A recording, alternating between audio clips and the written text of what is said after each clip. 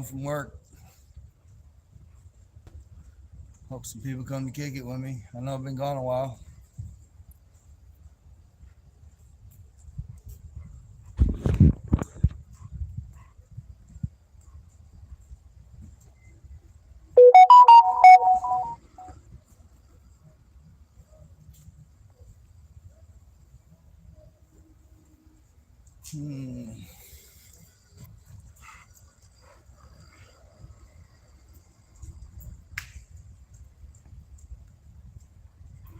Say hi, baby.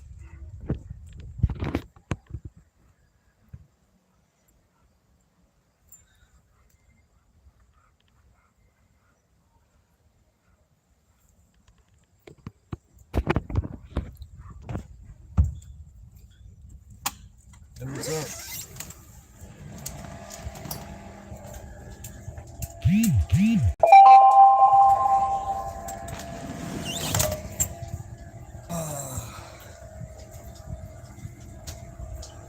I don't know if I ever showed you guys my the finished product in my bathroom. I don't know why my screen just went dark. Hold on. There we go.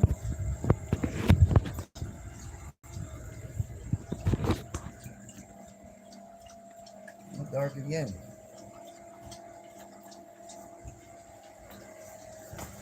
What's going on, Dan?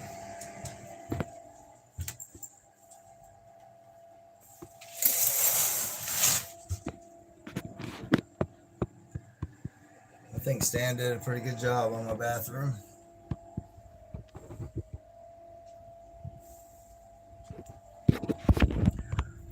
What are you guys up to? I don't know what I'm going to talk about. I just know it's been a while since I made a video. And I ain't trying to lose all my viewers, so I have to find something to talk about. I'm literally just now getting in the house from work. I went live before I even got in the house. So what can we talk about? I just got off the phone with Chad Marks. I don't know if any of you guys watch, what's it called? Blood on the Razor Wire. Hey, thanks, Anna. But yeah, we were actually supposed to be doing the interview right now, but he said he was tired, been up since 4 o'clock, and I said, yeah, I have too. So we just agreed to do it like first thing in the morning. Let me turn some lights on in here.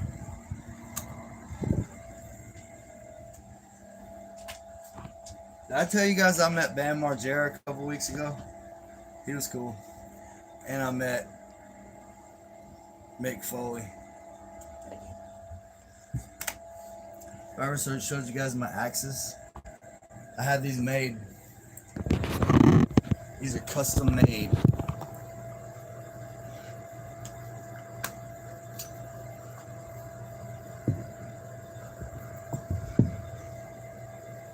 Still looks dark.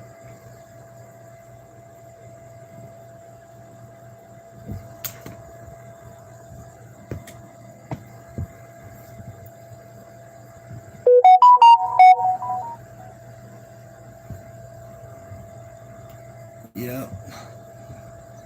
This says Berserk in runes. Thanks, Dan. Time to grow up. Yeah. Not me, I'm forever young. We've got 21 people now. So yeah, what was I talking about?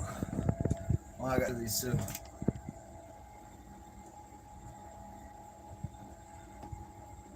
Oh yeah, I was talking about Chad Marks.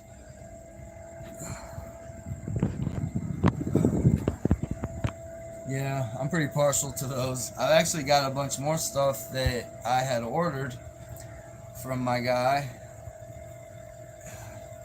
Do you want to know a great movie? Sure. Yeah, tell me a great movie. I don't watch a lot of movies, so I'll only check a movie out like if a bunch of people like or maybe not even a bunch of people, but I feel, if somebody tells me like, yo, you gotta watch this. I was about to watch Interstellar last night because a guy just told me how awesome that movie was and how I just had to watch it.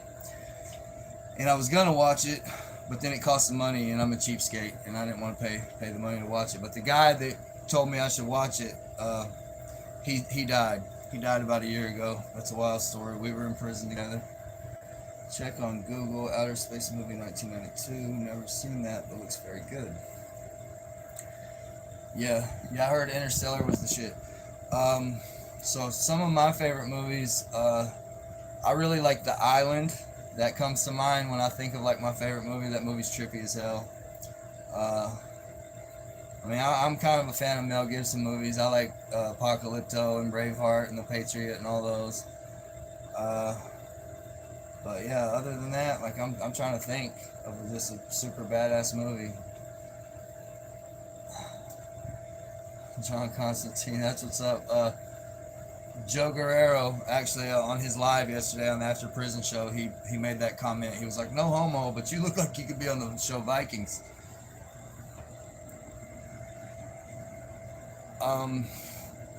So yeah, what else was I saying? Oh, I got a video from Kai the hitchhiker today. I don't know how long I had it. It says that it was from the 20th, so that's 3 days ago. So I don't think I get notifications, but I went on there and looked, and I have one from him today. And so I had this idea, like, hey, thanks, man. I like this tattoo too. My best friend did it. I don't know if you can see it or not. Like, my camera looks super dark in here. Um, I guess I should just switch over to, like, I had broken my phone, but now I got a new one, and it's it's a better phone than this. But I'm debating on whether I should use, it's a S24 Samsung, but I'm not really happy with T-Mobile service, so I put it for sale on Facebook Market, and I'm gonna take a little bit of a loss on it and just buy out my contract with T-Mobile so I can get out of that and go back to prepaids. Yes, did get the bathroom finished. I'll show you again.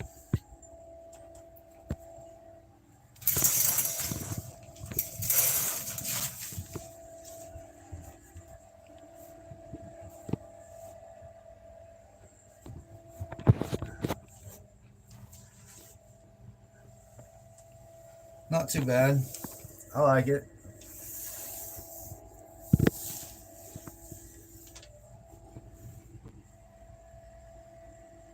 What's going on, Jesse J. Cox? Fellow pipeliner, how you doing?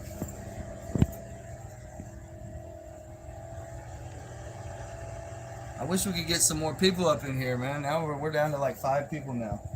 Um, what are your feelings on cell phones in prison? I like them.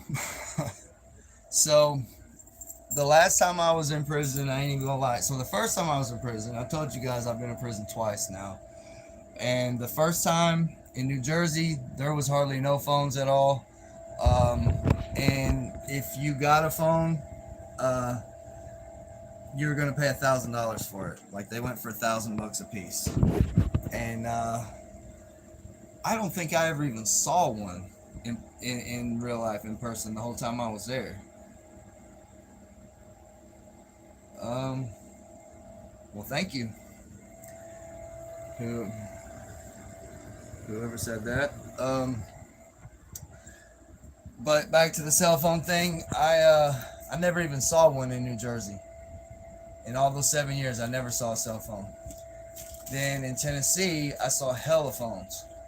But it's probably gonna sound kind of weak, but I was not wilding out. The only trouble I got in one fight there because I basically called this kid out that was a GD. He had loyalty tattooed on his forehead, and I just couldn't keep my mouth shut on it. And I told everybody, like, yo, that dude is a rat. Like, he told on my friend, Putnam County Courthouse, took the witness stand and pointed him out in the courtroom. So they were actually, you're actually not supposed to do that unless you have paperwork on somebody. And they were supposed to stab me, and I was like, y'all want to stab me, man. Like I ain't scared. But they didn't stab me, but they sent the guy and one other GD to come see me in my housing unit, and I rocked his shit. And and one other time when a cop said I threw a tray at him in the chow hall, allegedly. Um, but like I wasn't keeping no phones on me, I wasn't keeping no knives on me, and I only cooked liquor one time, and that was on my 40th birthday. I was like, man, I gotta at least make one batch of liquor, so I did. But other than that, like I was staying out the way. Like yeah, I knew some guys that had them, and a couple times I would go and like use them. You know what I mean? I call somebody or whatever I needed to do, but I didn't keep one in my cell because I had a 10-year. Matter of fact, I had two 10-year prison sentences, and I was trying to come home, and I did. I got out after 29 months, and I'm actually on parole right now. And but yeah, I like the fact that you can, yeah. I mean, it would have been cool to do like YouTube in prison. That'd be a pretty wild thing. But somebody's gonna tell on you. Somebody's gonna call the prison, call the ward, and be like, "Yo, this dude is, there's too many rats out there." Um. So yeah, I'm gonna do the blood on the razor wire in the morning, like as soon as I get up, probably 6 or 7 tomorrow morning. I hope that comes out good. Hope I get some new subscribers. Like I'm just on the like cusp of being able to get monetized, which of course I ain't. That's not really why I'm doing this. I'm not doing this to really make money. But if I could make a little bit of money, I wouldn't be opposed to it. But the main reason why I'm doing this is I guess I'm in so many words, like I'm living proof that you can come back from shit, and also, so there was this guy named Justin Oakley in New Jersey, and I talked to him a couple years back, and he sent me like this really cool message and said, he said, I've thought about you a lot through the years, and he said, you really inspired me. And, he was just in there on like a DUI doing like 90 days, or he might have got 6 months. But he said, you always had a smile on your face, and you always were just nice as hell and had a good attitude, and you didn't let, New Jersey was trying to take your life from you. They was literally trying to steal your soul away, and the way you handled it, it inspired me. And so when shit gets bad, when I start to feel like I'm depressed or something, he said, I always think about you, the $1 million man. I guess he was calling me that because of my bail. But yeah, that meant a lot to me that I could inspire that guy. And he's not the only person that has told me that, so I guess I just felt like, if I've got something that can inspire people, I need to put it out there, because if I could inspire 1 million people, it would make me feel like my life had some purpose. What up, D Hartgroves? Hell yeah! Thanks for coming on, bro. Appreciate it. I appreciate all you guys, man. Seriously, I think about all you guys. Like all you guys that like comment on my stuff. I'll be driving around at work, and I start to feel guilty. I'm like, man, I got to make a video for these people. They're gonna think I don't care about them. But no, I love every single one of you guys.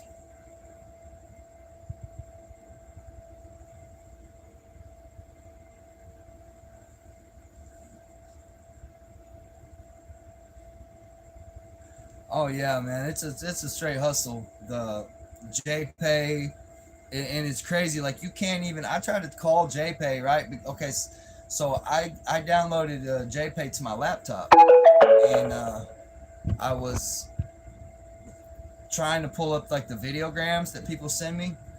Like I think I might have said this a minute ago, but I got a videogram from Kai today, and so I had this idea that I'm gonna start getting my people that I talk to that are locked up to send me videograms, and I'll let them talk to you. Like they can tell you they only last, like the videograms I think are only like 30 seconds or maybe a minute at the most. But I thought that would be pretty interesting for you guys to like meet some of the guys that I have kept in contact with over these years and hear their stories and whatnot. Yeah, yeah, it's crazy, man. Like in the county jail, they charge you like $1.50 for a ramen noodle. It's really just praying. It's like, you know, they're kicking you while you're down. Like you're already locked up, and but eventually we're gonna start getting into some like real deep shit, like the meanings of like words and stuff. Have you guys ever wondered why they call it a cell? Like what else is in a cell? A battery, you know, because they are feeding off your energy. You know, they locking you up in there, but they're actually eating. They're making money off you. They're getting paid to house you. They're getting paid off all these $7 15-minute phone calls you're making. All, you know, they're eating off you. Um, but yeah, like in the movie The Matrix, when Morpheus shows him that battery, and he's like, "This is what you are." Like, I want to get into talking a lot about that stuff and like things like. Have you guys ever heard of maritime admiralty law? So there there's the law of the land, and then there's the law of water.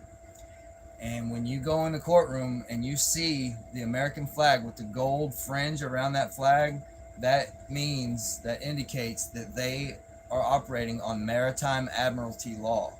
Some of you guys may have heard about this, some of you guys may not have heard about this. But maritime admiralty law is the law of the sea. And it's basically the law of the world. And I'm probably going to start to sound a little crazy now, but this is what it is. Like, when you're born, you are a product.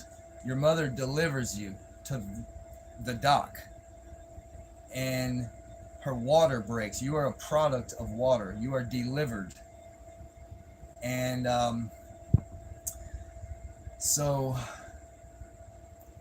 you were born from a birth. Your mother gives birth to you, and when a ship comes into port, that's called a birth.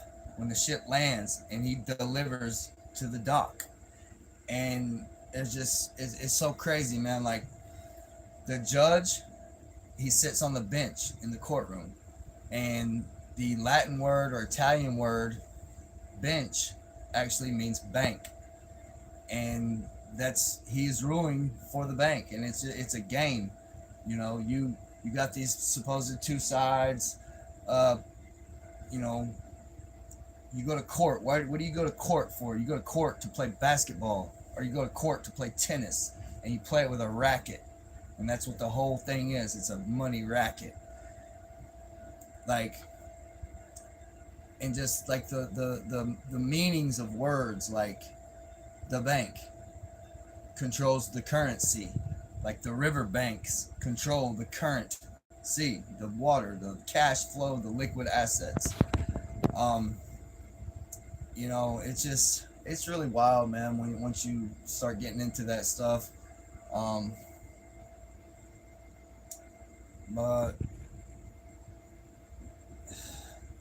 yeah, JPay is a scam. Global Telelink, City Telecoin, uh let's see, all that stuff, getting out, like all those apps. And actually, I just talked to Stan, the guy that did my bathroom. I'm pretty sure I told you guys he's in jail. He got like 4 months, and he called me today, just an hour or two ago, actually. And I just found out that um, I can text him and send him pictures for free. I had no idea, but he just let me know that. Somebody just said I was a boring individual. What do you guys think about that? You agree with him? Am I boring? Am I boring you guys?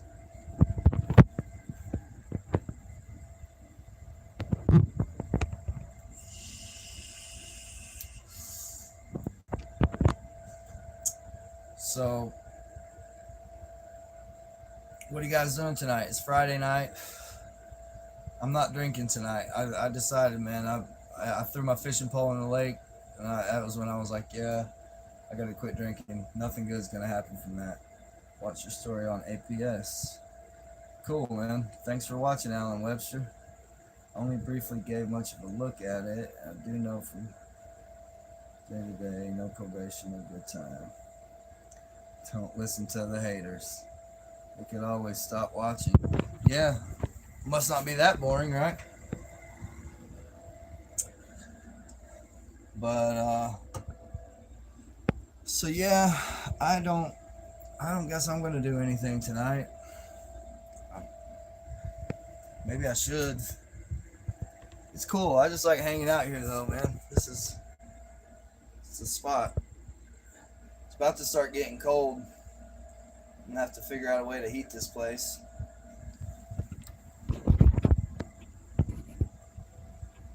What's up, dude? Hey, thank you, Eli Anderson. I appreciate you, man.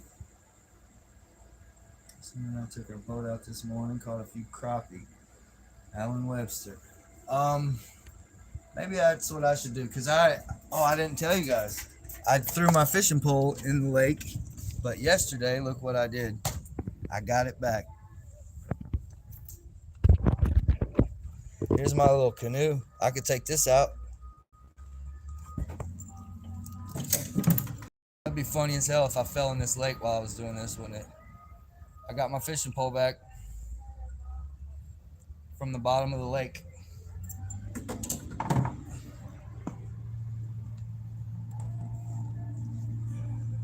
Baby, she is good.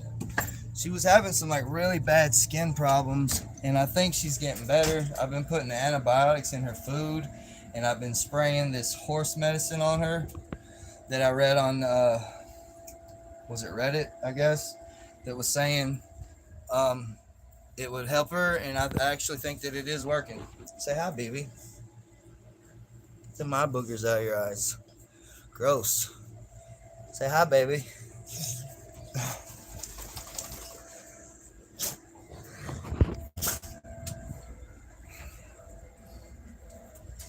Finally made a live stream. Yeah, I need to just do it more often. I know I do. But like last night I was sitting here thinking, I need to make a video, or I need to go live, or I need to do something. And I just kind of like get stuck. I'm like, what am I going to talk about? So that's kind of why I like these lives, because I can talk to you guys. You guys can ask me questions and I can answer them. If I'm just like going off the top of my head, I don't know what people want to hear,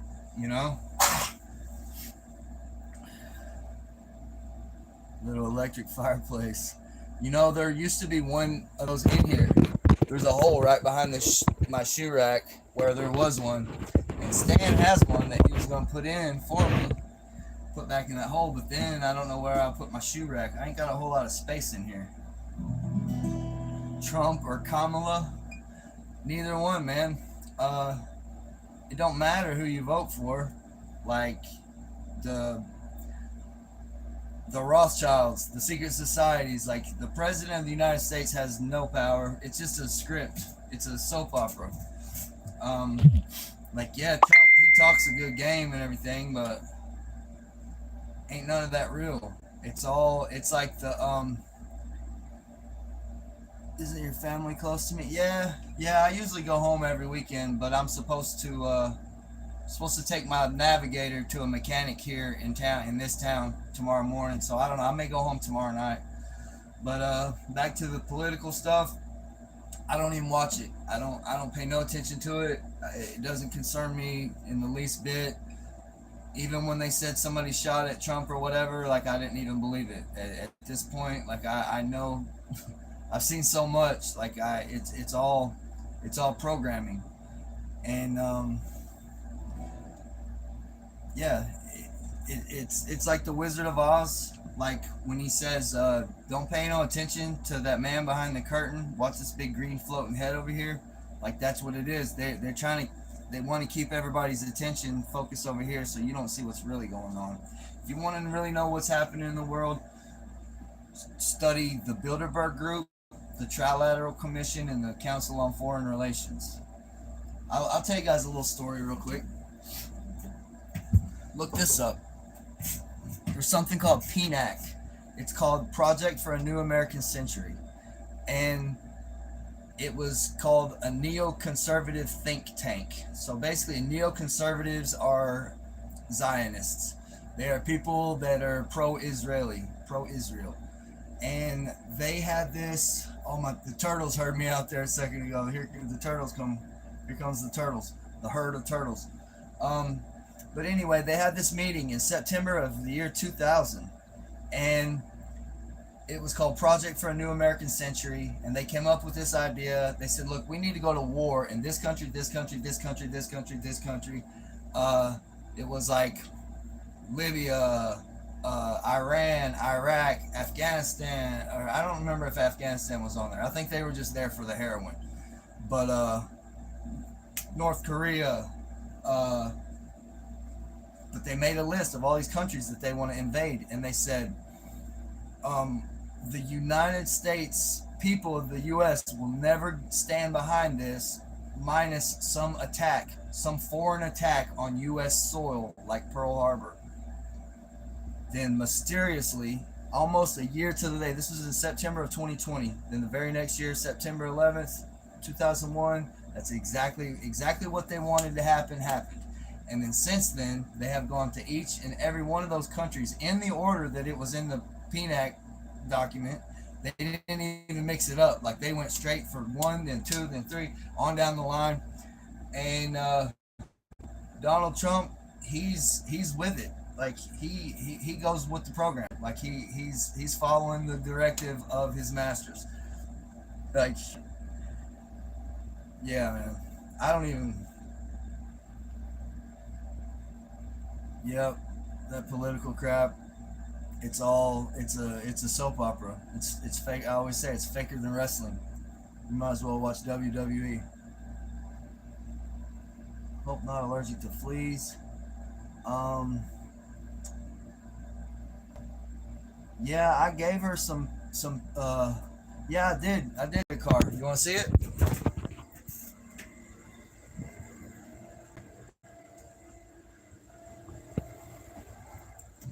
I like it. So, a guy back home that I've known for a long time. He's a car dealer. He works at the Ford dealership, and he tried like hell to talk me into buying a brand new Ford Maverick truck, and it was going to be $33,000. And I thought about it. I've never owned a brand new vehicle in my life ever, and I probably never will. But I gave it some serious thought, and I ultimately decided, hell no, I don't want to spend $33,000 on something that my dog is just going to get hair in, and it's just going to get, worn out in a few years. So I decided I wanted something that was good on gas mileage, and I found this, and I like it, and I got it for cheap. I went from here to my buddy's house in Nashville when I first got it. Did like a 80-mile round trip, 75-mile round trip. I averaged 41.2 miles a gallon. So I really like this car. It looks like a brand new car, really. It's got 150,000 miles. I paid $4,000 for this car.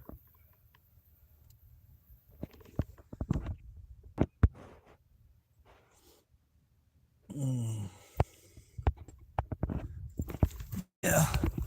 It's a 2016 Nissan Altima. It ain't nothing fancy, but it's I really like it.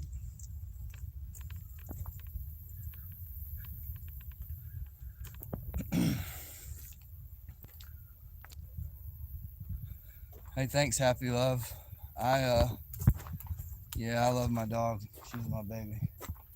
Speaking of her, did she not follow me out here?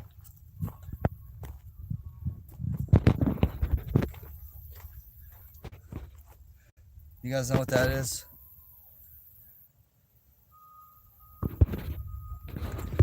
It's a Viking magic spell. It's a compass. It's supposed to protect me in my travels and keep me on the right path. 20K and Crystal got involved with that in 97, I think. Yep, you're probably right. You're talking about PNAC, I'm assuming. Um, but yeah, it's suspect as hell. Like there's so much stuff out there, man. And people will call you like a conspiracy theorist. That's because they done drank the Kool-Aid. They've been watching, the news every day, and they're listening to some dumbass. So again, I don't. Well, I should say this. I keep like I'm getting more subscribers. Like it's steadily going up. Like last night it went down. It went from 1340 to 1339. Every time I see that, I'm like, oh damn, I lost one. But it's slowly going up, and I like that. And if if any of the new people here are watching this, I appreciate you. Appreciate you guys subscribing to the channel. '01 Explorer. Um, yeah, I've got a '04 Navigator, and I I hate to sell it, but I'm probably never gonna drive the thing now that I got this car. And it only gets like 14 miles a gallon. This car gets 40. But it was a damn good vehicle to me. I drove that thing from California to New York to I've had that thing everywhere. I went back and forth to West Virginia to Tennessee like 10 times, North Carolina and back a few times. So I I like I like Navigators. I just don't like the fact that they get 14 miles per gallon.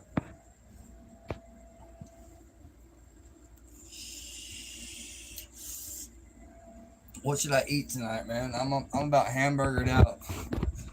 Seems like I eat hamburgers every night when I get home. Get old. I wish I had a girlfriend sometimes, but sometimes I don't. I just need a dietitian and a personal trainer. That's what I need. And I need a tech guy. I wish I knew somebody around here close. Like I did meet a kid, but something about him made me feel like, yeah, I don't know if I should be hanging with this kid. He's telling me about somebody shooting at his car or something. I'm like, well, what'd you do for people to shoot at you? He's like, I don't even know who did it. So that's kind of a red flag. But he told me like he knew how to edit videos and all that. Like I got to learn how to make thumbnails. I need to learn how to, how hard is it for hashtag? I guess you just hashtag whatever to like link your videos to searches. I kind of get the concept of it, but I've just never done it before. Like I really don't know what the hell I'm doing with YouTube. Like I'm totally winging this shit, which I guess it's kind of cool because everybody else is all like scripted and they like performing like little skits and all this, and my shit is just raw, like totally unscripted, just real as hell. It's like the Truman Show. Am I good with mechanics? No, I am not. Very smart to not buy new. Yep, thank you. I thought so too.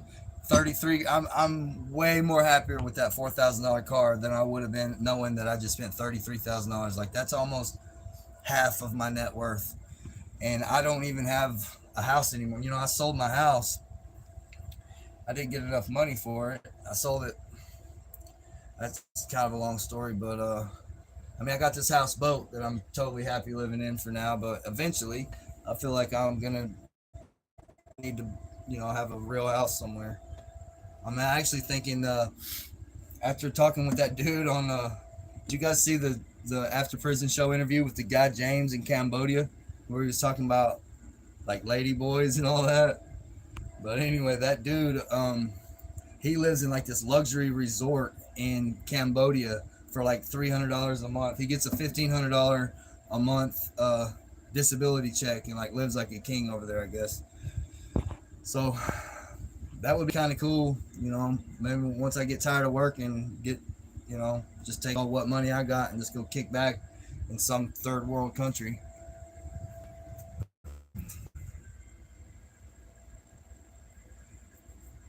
Oh yeah, man. I feel like I definitely scored with that car, D.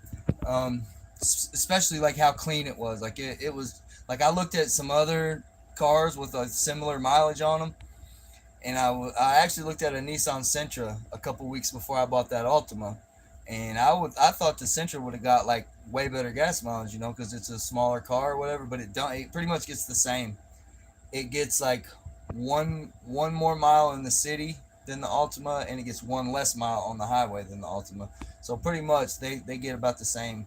So, but anyway, I was kind of kicking myself because I could have bought this Sentra for four. They wanted 4,300 actually, and like the console was like all wore out, or somebody done had their arm on it for 50 years, and like the arm rest like on the door panel, you know, was all wore out.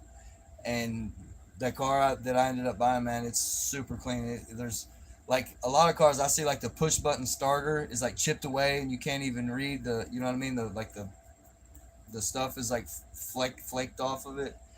But yeah, that car basically is like a brand new car to me, and I don't owe shit. You know what I mean? Like it's paid for. I got it cheap as hell. I love it. Okay, Alan. Hey, thanks for stopping in, bro. I appreciate it.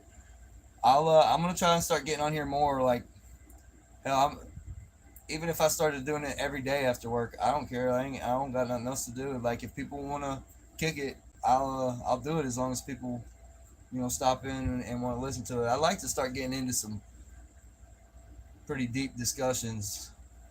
Um, well, that's the way the world. RAV4 Toyota, best car I ever had. Oh, that's the way of the world. Okay, I know who you are now. You're the one that always talks about my mom. I appreciate you. Thank you for thank you for everything. Thank you for watching. Thank you for your comments. Thank you for your support and encouragement. Yeah, yeah. The alcohol is definitely not good for you.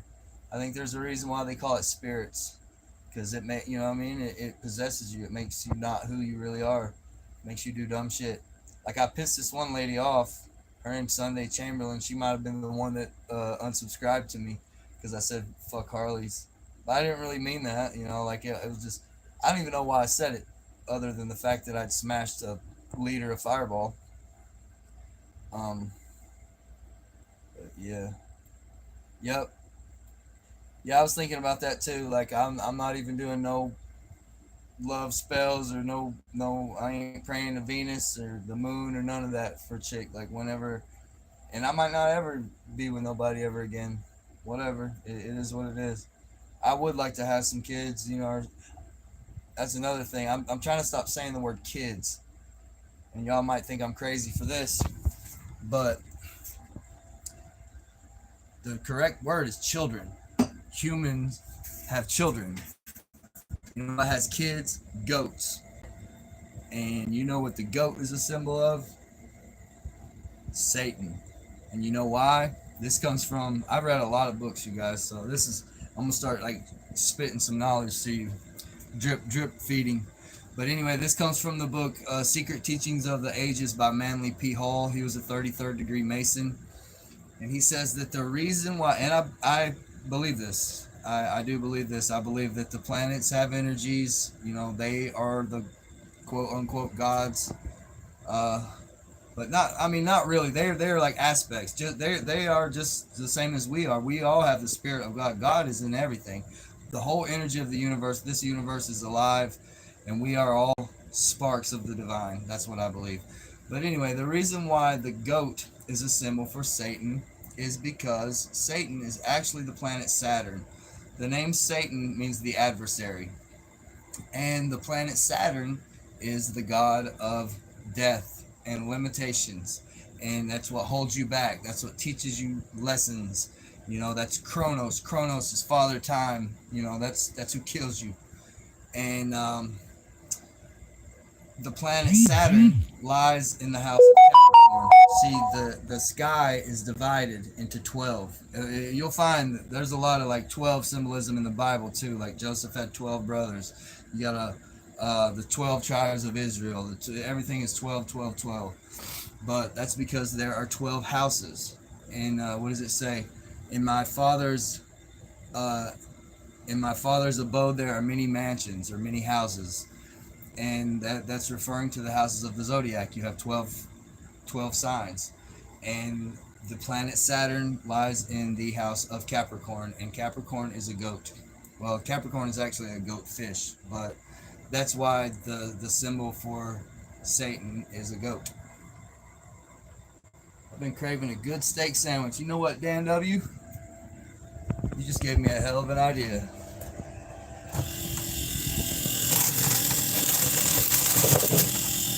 Boom.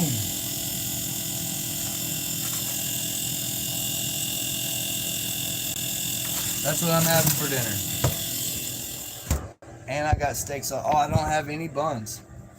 But I keep saying I'm gonna quit eating bread because, like, I'm actually not as fat as I thought I was. I weighed myself yesterday, and I've been like 250 for the last time I knew I was like 250. And I weighed myself yesterday, and I was only like 220 something. Oh hell no, these scales can't be right. Oh, it's because I got it on carpet. That's why.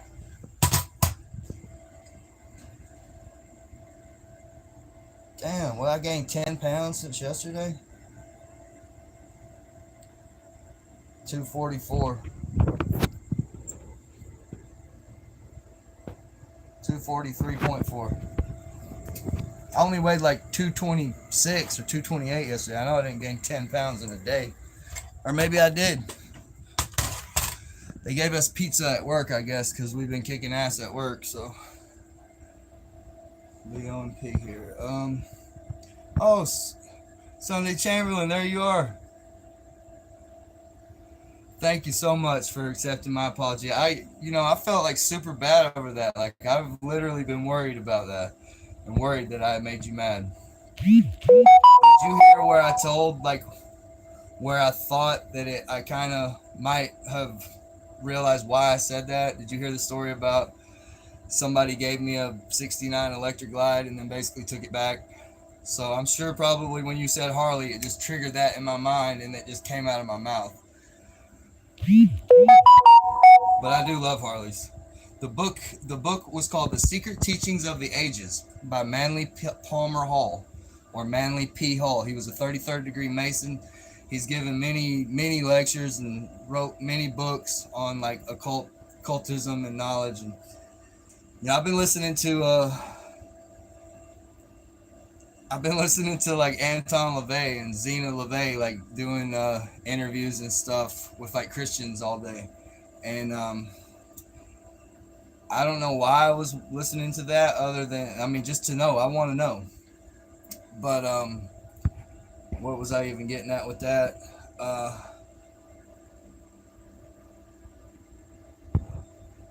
Because the Christian guy that was interviewing them, he kept talking about occult. And he kept using that word, but he was like using it in a negative connotation, right? So talking about the music brainwashing us, in which I totally agree. Like they are brainwashing us with the music, but that's dark occultism. But I guess you could say if I had to identify something, I would identify as a light occultist. I do believe in magic and I do practice magic. But so this also came from Manly P. Hall from a treatise. It's called the Treatise on Magic, and what was the word? Ethical magic, I think it was called. But he says like the difference. So there's actually three paths. There's a left-hand path, the right-hand path, and a middle path. The left-hand path is the Luciferian path. That is basically service to self. That means you're basically selfish and you use anybody and everybody to accomplish your own personal gains.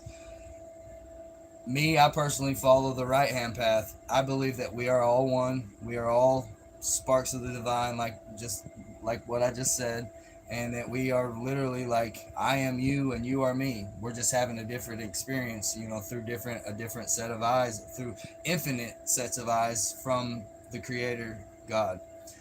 So anything that I do, it's for like the good of humanity, because I believe that we are all one.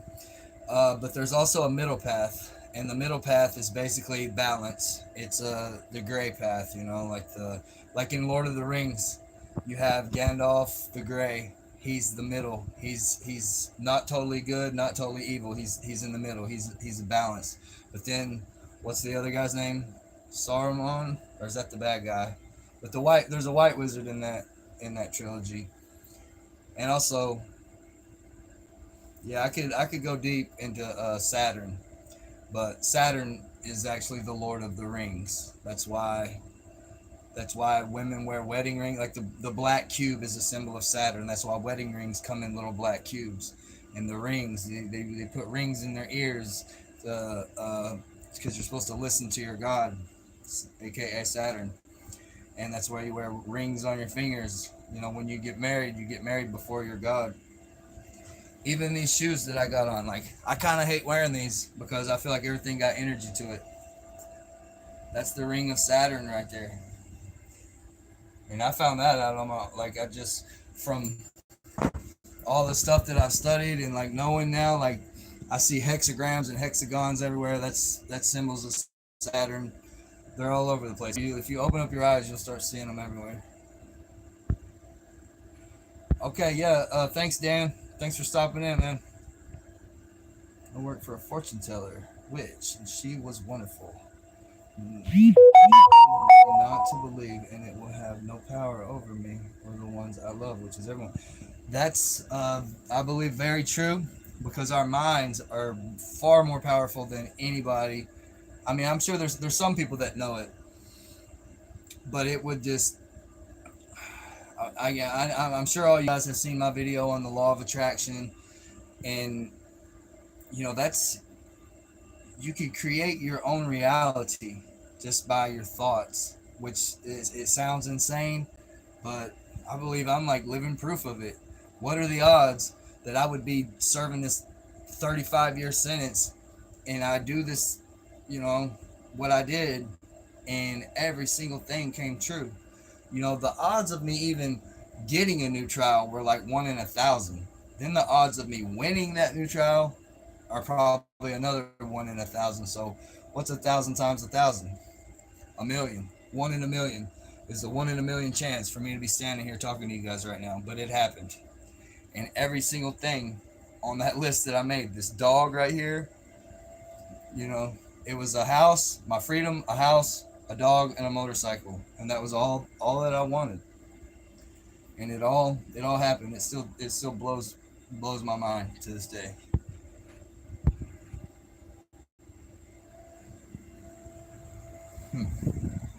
So I'm trying to figure out how many watched hours. Like, I only need like 600 watched hours until I can get that monetization. So if I had, there's only 8 people here now, but if there were 10 people here and they stayed for the whole hour, well, that's only 10 hours. If I had 100 people though watching, I could get that. But yeah, hopefully, I mean, I ain't even really tripping over that monetization stuff. I never really see me having millions of subscribers or millions of followers, or making videos that are making me thousands of dollars, like, because that's not really what I'm worried about. It would be cool to not have to go and drive a dump truck every day, and just sit around and talk to people and get paid for it, but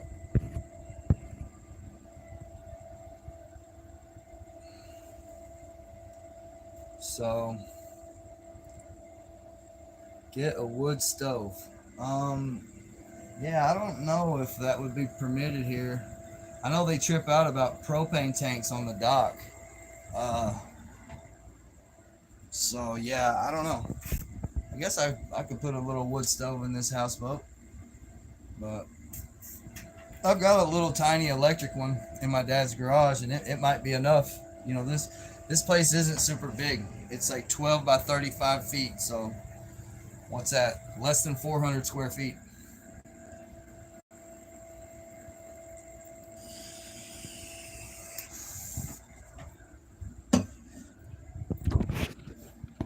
You guys think I should make some more music videos on my page?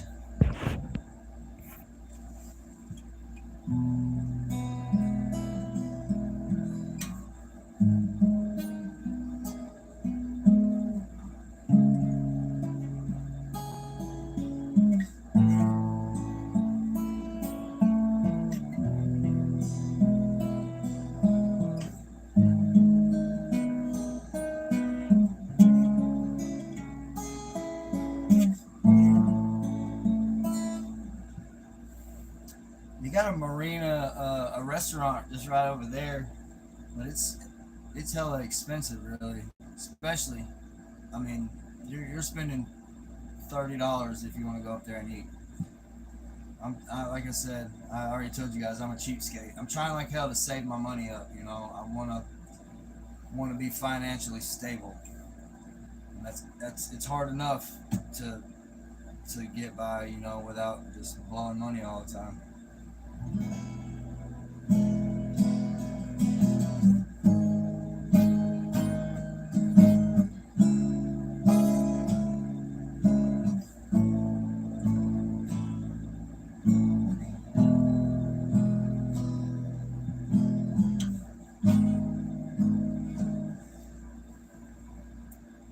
Maybe I should be out there working out.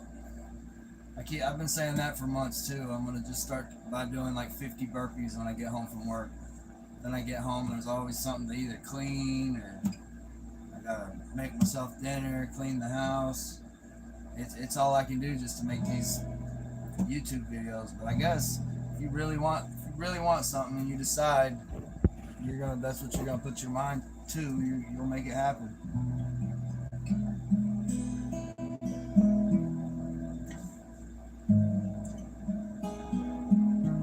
You guys ever heard of the red clay strays?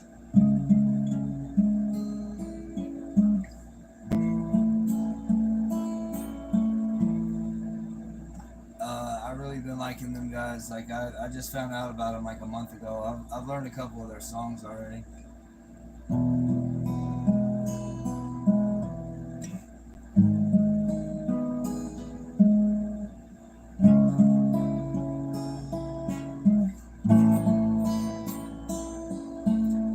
I'm gonna sing one, I guess, even though I'm live. Sometimes I feel like I can't feel. This isn't real. I should be hurting. I was alone. I was a stone. Music and bone. God's perfect wording. Could the people understand this? I'm as bruised as a used up canvas. I'm awfully nice. I'm cold as ice. Been through hell, but I'll be alright. People here living in a they're blind. Think they're out of their minds. Not one of them has had this. God's not giving me up, no, I'm just fine. It's just a matter of time. Though I can't feel my sadness, I know it should be there. Maybe I'm too tired to care, but I'm still fine.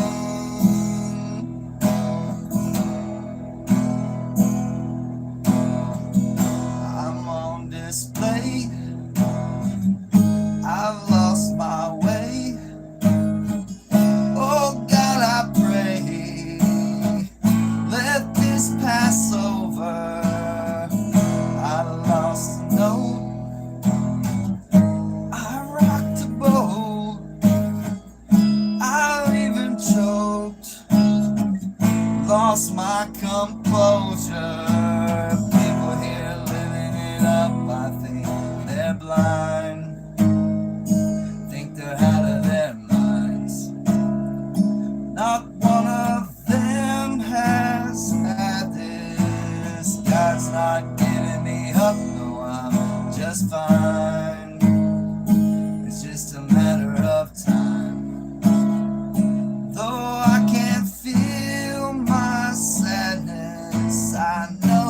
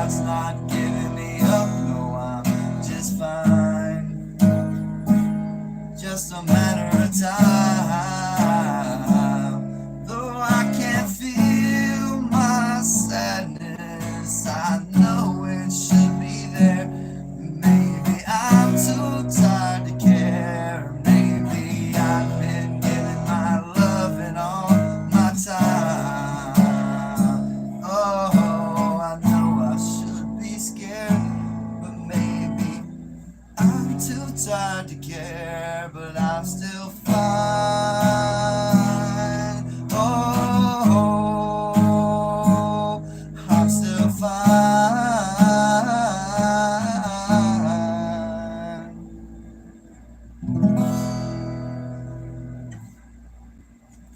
Well,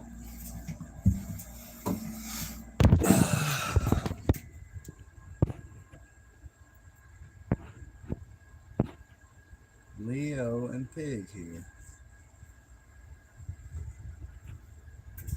Hopefully that didn't suck too bad. Set a regular time for YouTube so you can get a following. That's very nice. I checked out your friend. I don't know his name from Slipknot. He's not in the band Slipknot. His name's Tom Hazart. But that guy, he knows like everybody in rock and roll. Like he's good friends with Corey Taylor. Like he knows everybody. That video we made, that was at he was singing actually at like a memorial service for the drummer from Stained. His name's John Wysocki. He was good friends with him. He used to be business partners with like the guitarist from Megadeth. Like we're standing there talking to this dude, and like I could tell because like the dude had like this trophy wife or whatever, and she's like, "Oh, I'm so and so's wife." I'm like, "Who the hell was that?" He's like, "That's the drummer from Saliva." Like I'm like rubbing elbows with all these rock stars. I don't even know who the hell they are. But yeah, Tom knows everybody, man. He's pretty big in the rock music scene, I guess.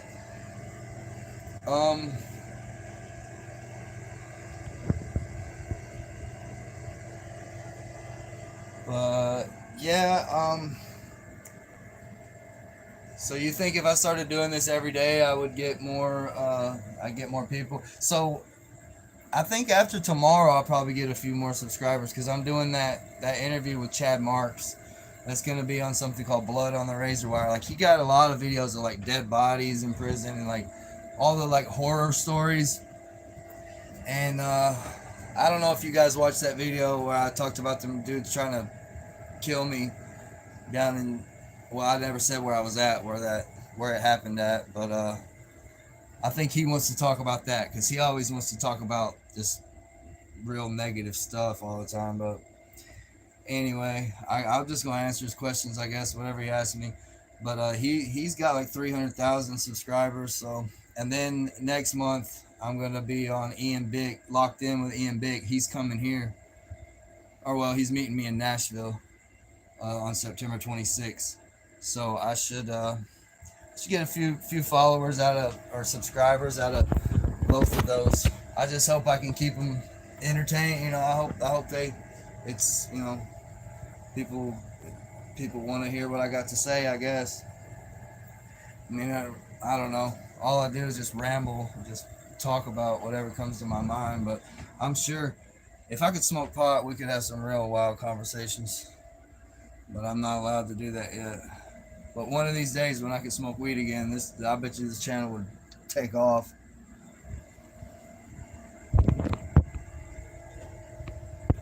Hello, Jacob's Ladder. Nice to see your live stream. Hi, Cass Love. How you doing? Glad you can make it.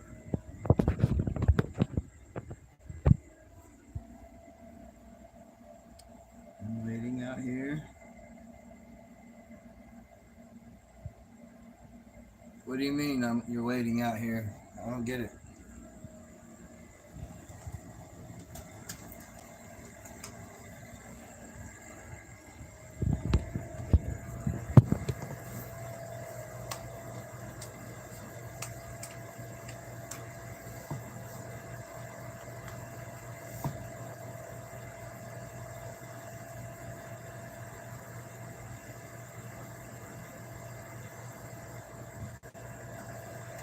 Oh, yeah. Heck yeah, I've actually got some friends out there in California. Well, kind of like in Central and Northern California. I've been to LA a bunch of times, but can't really say that I got friends in LA. But maybe I actually talked to my friend Brody. Have you guys ever seen that TV show about the prison firefighters? I may have even talked about this before. I don't know. But I talked to one of those guys today, actually. But I know two of those dudes.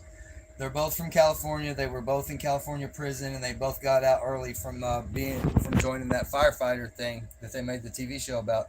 And one of them's name is Brody, and the guy on the TV show's name's Brody. He's like Jay and Silent Bob. He's like, I want my movie check. First video seen of yours. You're at around 700. Your channel's growing at a good speed. Cool. I feel like it's almost petered out. Like it has like it'll go up like 1, 2 at a time. I'm up to 1340 now, or well, I was like yesterday, and then I looked today and it was at 1339. So I guess one person unsubscribed. But I don't want anybody to unsubscribe. I want everybody to stay. I want everybody to love me. Um, but yeah, so Brody, I actually talked about having him come on my channel and like tell his story. Um, but so I'm sure you guys probably heard me talk about my super hot ex-girlfriend that had no soul. Um, I was pretty upset, you know, when it didn't work out with her. And I remember I called Brody because Brody was there. I was in California like when I first started talking to her. Like I just opened up my phone one day and I was friends with this girl, and I'm like, where did this girl come from? And I thought she was fake at first. And I looked at her profile and I'm like, man, because she was just that pretty, you know. I'm like, this has got to be a fake profile. It can't be real. But I sent her a message and she messaged me right back. And her last name was Voorhees. And you guys know I'm weird as hell, right? And I believe in like signs and all this. But I was like, is your name really Voorhees, or do you just like Friday the 13th? And she's like, no, my last name's really Voorhees. And at the time, I had on a Jason Voorhees hockey jersey. I've actually probably got it here somewhere in one of these drawers. But I had on Jason Voorhees hockey jersey, Jason Voorhees socks, Jason Voorhees. I got Jason Voorhees on my necklace, which I thought about like not wearing this anymore. But I'm not about to switch my shit up because of her. I'm gonna do me. But anyway, so I took pictures of all the stuff that I had on. She sent me back a picture with she had on the same hockey jersey, and it looked really good on her. And I swear, I think I fell in love with that chick like instantaneously. As soon as I saw that picture, I was like, man, she's the one. So like every day I would go to work, and I would like show Brody, you know, like the pictures of her, and like be like, yo, look at this, look at this, look at this. I was so excited. And spiritual warfare is definitely real. When we are in, I'm trying. That's what a big thing that I'm trying to do with this channel is to open up people's eyes as to what's really going on. Like they're brainwashed and they're thinking all this gangster shit is cool. Like it ain't. But anyway, so I called Brody when I split up with the girl, and he said. Basically, he told me she didn't deserve me, and you know, she was a shitty person, and I knew it. You know, I was just like blinded by her butt, I guess. But he was like, he said, you got friends in California. This is what I was getting at. This whole story was getting at this. He said, I want my children to meet you. He said, you affect people wherever you. And this is another reason why I want to make this YouTube video, because Brody had told me this too. He said, oh, this is a funny story. I know I get off on tangents, but this is funny as hell. So, if you guys remember, if you watched the video that I made about the strawberry moon, I talked about how I like lost a job by talking about like magic and spiritual things at work, and I like live in the Bible Belt, and they never actually told me why they let me go, but I know, you know, I'm a good ass driver. And I told the whole story about how I proved myself. They sent the dude to inspect me, and he was like, man, you're good. And he actually was offering me a promotion, and then like 2 weeks later, they fired me. But anyway, what was I? Oh, so I left that job, and I drove out to California. I'm starting a new job, and I drove like 3 days straight, nonstop. It was the most grueling drive I ever, I first had to go to Big Bear in Southern California. I dropped off BB to my brother in Big Bear, and then I had to go to Sacramento. I had to be in, it was like 11 o'clock when I got to Big Bear, and then I had to be in Sacramento what's it called? Elk Elkview, is that it? No, that's in West Virginia. Elk something. It's right outside Sacramento. But I was like slapping myself to like stay awake, and I was like 14 minutes late for orientation, but I literally like drove all night long. Um, and as I'm walking in there to start this new job, I'm like, do not talk about Yeah, Elk Grove. That's it. I'm like, do not talk about magic. Do not talk about psychics. Do not talk about the moon. Like, do not talk about tarot card. Like, I'm telling myself this as I'm walking in. I walk in, this girl, pretty little girl, like jet black hair. Her name was Becca Turley, and she takes me in this little room and sets me down at this computer to like start my orientation. And I look at her. She's got tattoos, and I see she's got tattoos on her fingers and tattoos on her arms. And I look at her tattoos, and one of her tattoos said "Divine Feminine." And I looked at her. I said, "You practice magic, don't you?" That's funny as hell. But so yeah, like me and this girl, we started just instantly like beating down, talking. She's talking about old crystals and all this stuff. And but anyway, when I talked to Brody after I broke up with my girlfriend, he said, "You know what? Every time I see Becca, and Becca is like she's a project manager now for the company that I work for." And he said, every time I see Becca Turley, he said, "You know what's the first thing that comes out of her mouth? Have you talked to Jake?" That shit makes me feel good. But reader and a light worker, I love it. I guess you could say I am too. I read tarot cards and I read runes, but I don't have any runes. I need to make some more. But like I dabble in it. I guess you could say.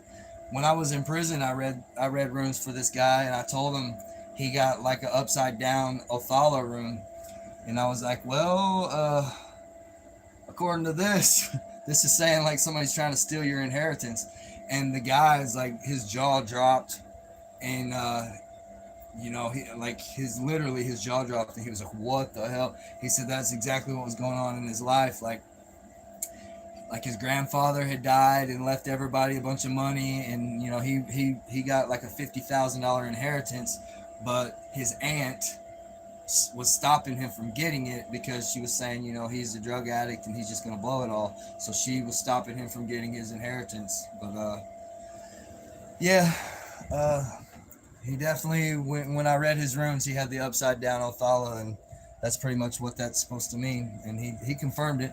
But and then actually, one of the last times I read my own cards, I was talking with Dana, the girl I was just talking about. Dana, I didn't even mean to say her full name, but y'all know her name now. But she was reading her cards, and that's another reason why I was just like, this is the one. She was super bad, and plus she was witchy.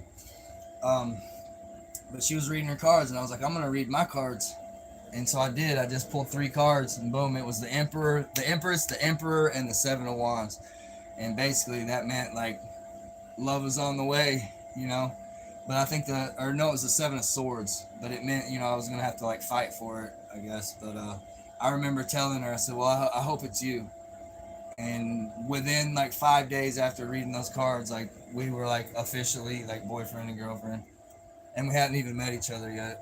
But I flew out and met her very soon after that.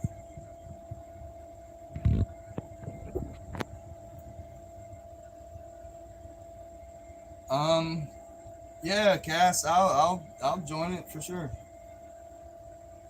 I love to do that. It'd be awesome. I'll check it out.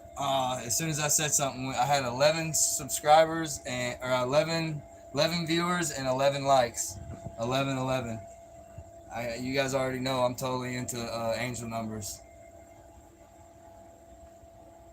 I mean, how could you not be if you were me? And like the things that I've seen. That's another reason why I started this YouTube channel, because I'm like, everything that I tell you guys is 100% real. Like, this is true shit. And I just feel like if I knew these things and I've experienced these things and I know them to be true, if I didn't tell them to anybody who would listen, I would, it wouldn't be right. Like I'm doing this for y'all because I feel like everybody needs to know this. Next new moon. Well, that won't be too long. About another, what, 10 days or so. Um, yeah, heck yeah.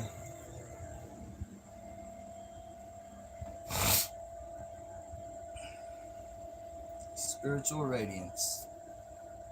Yeah, for sure. Oh, guess when I just looked at the clock, I had been on this live for 1 hour, 11 minutes, and 11 seconds. I just looked at it, and it was 11111. I love it. Hi, everyone in chat. Hi.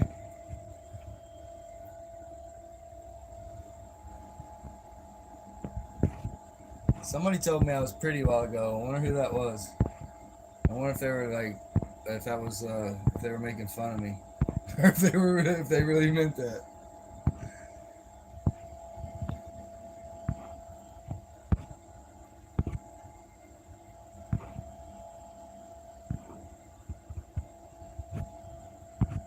I'm surprised. I be seeing numbers. Yeah. Thank you, Anna. You are too.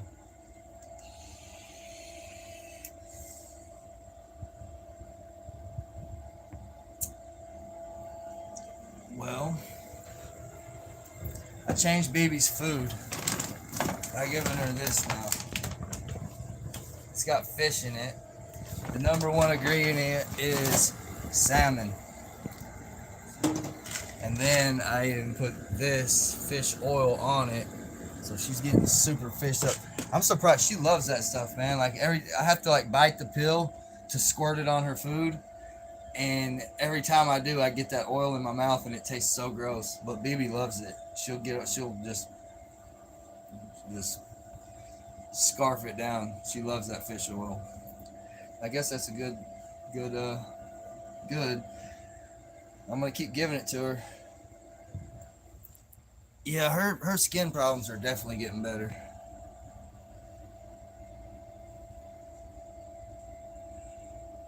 I'm very very grateful, to my parents and even my grandmother. Like I have to give like my grandma a lot of credit as far as like the person that I turned out to be, because she was just such like a gentle and loving woman. To me she was like a saint. And I don't know, I honestly believe that, me looking up to my grandmother and me loving my grandmother as much as I did as a child, like we had a real special bond. I've got 4 brothers, and I guess for whatever reason I was kind of my granny's favorite. And I don't know, I've always wanted to be like her, I guess. And I think about it a lot, like the things that I do. Like, if my granny in heaven is watching me, she'd be disappointed in me right now, like, or she wouldn't understand. I have lived a pretty wild life and done a lot that my grandmother would, if she knew, the things that I had done in my life, it would break her heart.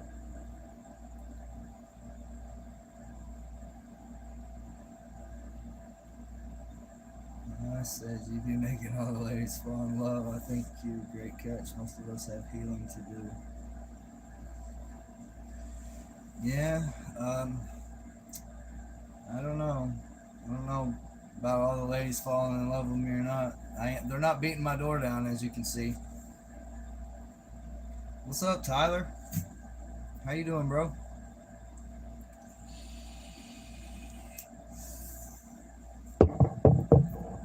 What's the interview you did with Packy? Much respect. Hey, thank you, bro. Appreciate that. Thank you so much. Tomorrow, I don't know if you watch Blood on the Razor Wire and Chad Marks, but I was supposed to actually be doing that interview with him right now, but we've both been up since 4 a.m. and he just decided, and he wanted to do a live, so I said, all right, well, I'm gonna do a live too. Holler at my people. You holler at your people, I holler at my people, and we'll do it in the morning. So as soon as I wake up in the morning, I'm doing another interview with a guy named Chad Marks and Blood on the Razor Wire, so check that out. And then I said it before, but you just got in here, so I'm doing Ian Bick. I think that's going to turn out good because I've been watching Ian Bick, and he's a really good interviewer. he asks good questions, you know. So I feel like he's gonna bring out some good stuff out of me. Hey, thank you, Cass. I appreciate that. Yeah, that would be super awesome. Like I wish I was a better speaker, you know, and I could, you know, I wish I had like oration skills. Um, yeah, I mean, I guess like this is my houseboat here. I own this. I bought this boat. I also have a tiny house, but it's not on my own land. It's on my parents' land. So technically, I guess it's my parents' tiny house, even though I bought it. But it's not really set up yet to live in. It's pretty much a storage building at this point in time. But my handyman, the guy that fixed up this bathroom for me, when he gets out of jail, he's gonna hook up my tiny house. So pretty soon I'll have a tiny houseboat and a tiny house. And really, it's not like I got a bunch of kids or a wife or anything like that. You know, it's just me and my dog. So I'm perfectly content, really, just living in this houseboat. But it'd be cool to have the tiny house at my mom and dad's. That way, you know, if I want to raise hell at 3 o'clock in the morning and play electric guitar, you know what I mean? I can do what I want. But for now, like when I go home, I I just kind of stay in my parents' basement on the weekends whenever I go there. But I'm working on getting my own little tiny house set up there, and I do got a little money saved up, but I'm just at this point I hate to spend it. I'm thinking, uh, you know, with the money I got saved, if I move like here in a few years, if I can save up some more, I could probably go to like some third world country and just live like a king for the rest of my days. But I really don't know. You know, I don't. Nobody knows, I guess, what tomorrow holds. But here in Tennessee, you used to be able to buy a nice house here for $100,000, and you can't buy a beat up trailer for that now here in Tennessee. Do I dance? No, ma'am. Do not dance. No dancing for me. Um, when he gets out of jail, yeah, he had to do 120 days. I wish he'd hurry up and get out. He's been in a little over a month now, so he gets out November 7th, which ironically is the day that I got out of prison. I got out November 7th, 2021. So, yeah, November 7th, it'll be my 3-year anniversary from getting out.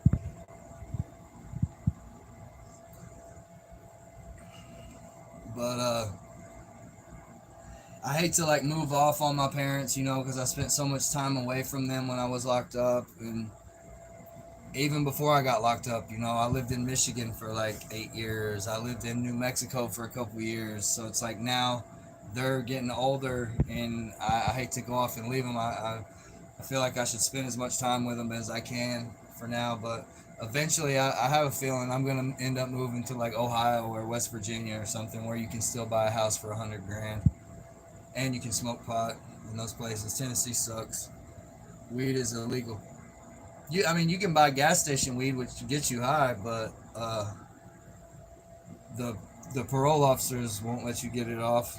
You know, they'll violate. Like if I was to buy that legal stuff from the gas station and smoke it, and go to parole and take a piss test, like they can give me 15 days in jail for the first time, like 30 the second time, 90 the third time, and then like they can give me I think a year if I do it 4 times. But I've not failed one single test. I've passed every single one of them. But it just sucks because I mean I guess I can't smoke it either because of my job. You know, if I was to get a random at work, I would lose my job. But I really that would be the coolest part of being able to do YouTube, because I'd be able to smoke pot and nobody could say nothing about it. Canada, nice. What part of Canada? I've been to Thunder Bay, Ontario. I've been to Toronto. I've been to Windsor. Can't go anymore because I'm a felon. I live in a trailer now. I'm building credit to get a house loan. Both my parents passed away, so I cherish that shit. I feel you, bro. Ontario. Yep, I've been there. I've been to the CN Tower in Toronto. I used to. It's kind of how I got into like selling drugs, because I went to this techno club in Windsor. You know, I was living in Michigan. I'd been pipelining. I had a little bit of money. I mean, I was messing around before that, but I went to this bar in Windsor and I ordered 10 shots of rum at a bar and just smashed them all like on the spot. And there were these people there from Ohio. And they were like, "Bro, you're cool as hell. Come hang out with us." And so I did. And like I ended up going to this techno club. And long story short, like I met the owner of this techno club, and he had the plug. And you know, ecstasy was real big back then, and it was pretty much you could get it for $6 there, and if you come across that bridge with it, you could get rid of it for $25. So when I was 19 years old, like that whole year, pretty much, I would go to Canada. I would drive over there, across the bridge, come back with like 300 ecstasy pills, and then go post up at the strip club and just look at naked girls and make hella money. And that's what started my path down the wrong road. Hi, GR. Angie. What's up, Angie? 1212. Heck yeah.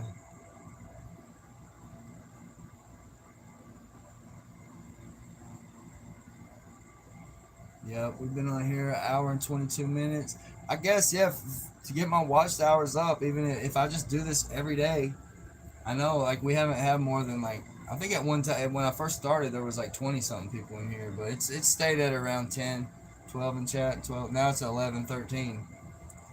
It fluctuates. How was work? I had a pretty good day. I love my job. I have a good day every day. It don't even really feel like I'm working. Like I used to just work my ass to the bone. You know, I was a member of the laborers union, so that means I'm shoveling shit all day, or you know, I'm physically working my ass off in the heat, in the cold, in the rain, in the snow, rain, sleet, hail, snow. I'm out there busting my ass, and now that I'm a truck driver, I ride around in the air conditioning and listen to podcasts and listen to, you know, I listen to YouTube stuff, and it don't even feel like I'm really working, and that's why I'm getting fat, because I get no exercise now. Sitting in an ice cold cab. Actually, it really don't get ice cold because it's super hot down here. It's been like 100 degrees, and even with the AC on full blast, like it's just cool enough. Like it don't really freeze me out. But also, that's probably because, like when I pull up to the excavator to get loaded with dirt, I have to like crack my window so that I can hear him beep. Like when he's done loading me, he'll beep the horn. So I crack the window down so I can hear for his horn honk. Then when I go over there to dump it, when I'm backing up, the bulldozer operators, they'll beep, you know, when they want me to stop and like where they want me to put it. So I have to like roll the window down so I can hear their horns go off. So that's probably why it never gets super cold in my cab, because I'm always cracking the windows.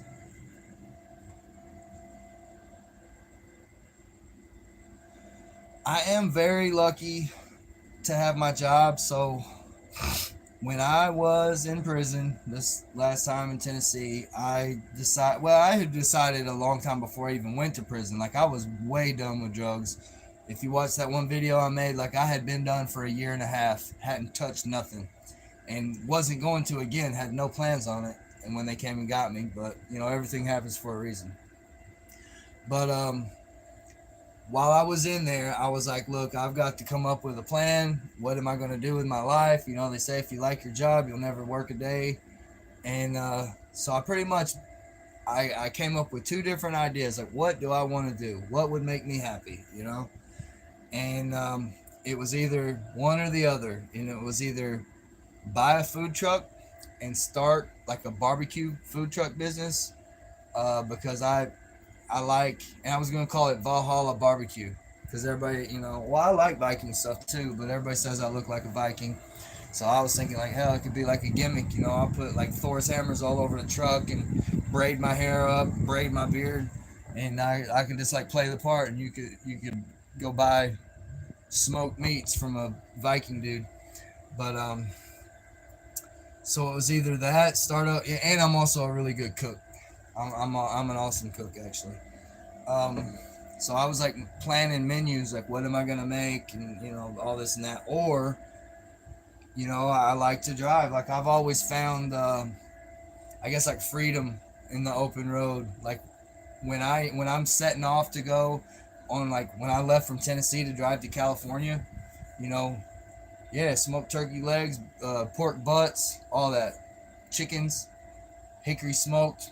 Like make my own sauce, like grow the tomatoes and everything. Make the vinegar. I could even make vinegar for the barbecue sauce.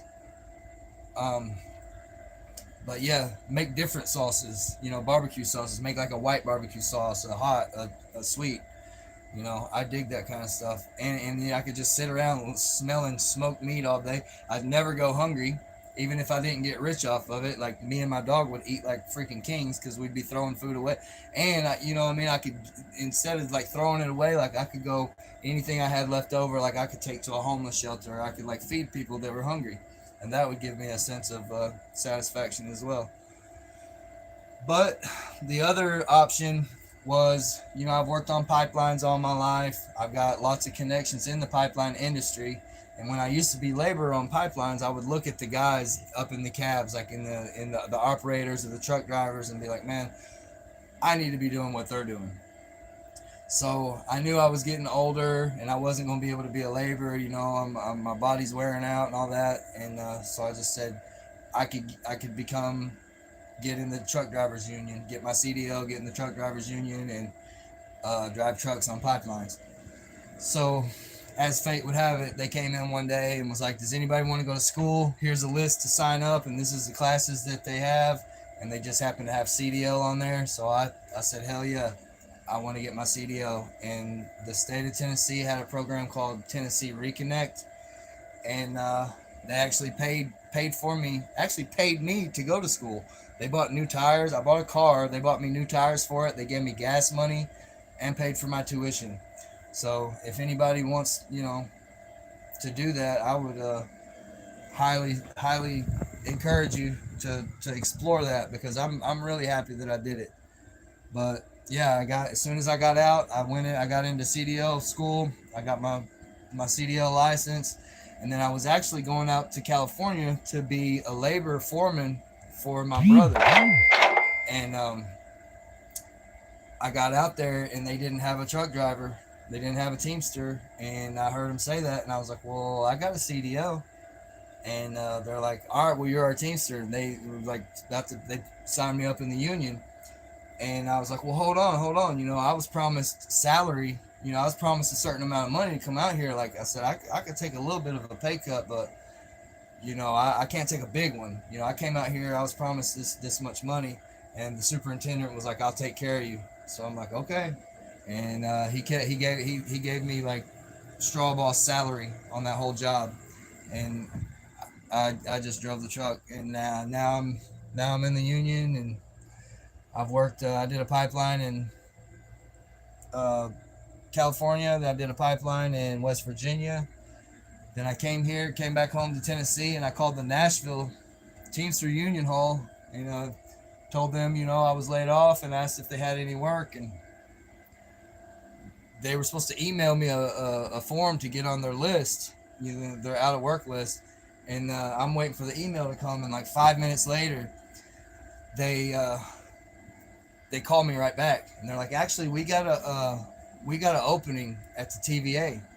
Monday morning. I'm like, don't they have background checks there? And they're like, yeah. And I said, well, I got felonies and I'm on parole, so they'll never let me work there. And they said, well, uh, they said, just go out there, and if it don't work out, we'll put you somewhere else. So I go out there, and the very first day, I tell the safety man, I tell the boss, I tell everybody, like, look, they're not gonna let me keep this job. I'm on parole. I got felonies.